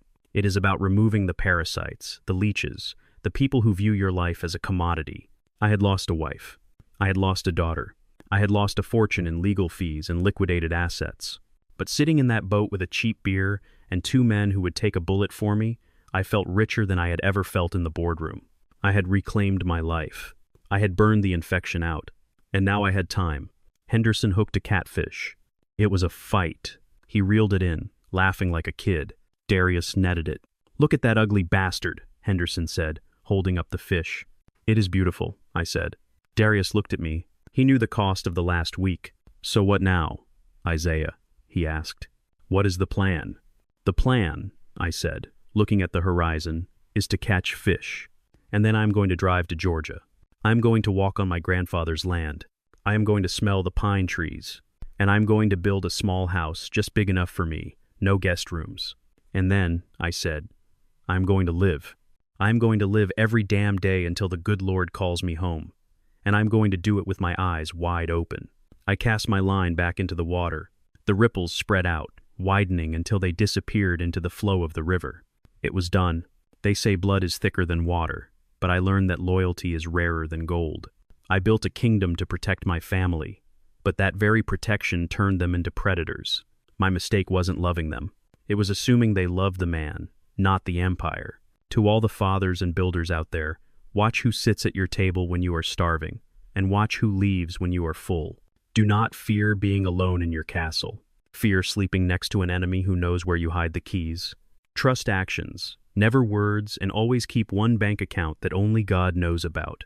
Because in the end, the only thing you truly own is your peace of mind, and you have to fight for it every single day. I am Isaiah Thorne. I am 72 years old, and I am finally free. What would you do if you discovered that the people you call family were actually parasites waiting for your last breath? Would you close your eyes and let it happen? Or would you stand up and protect your legacy like I did? If you found satisfaction in the ending for Tyler and Beatrice, let me know in the comments below. What city are you listening from? And here is a hard question for you. If you were me, would you have forgiven Nia?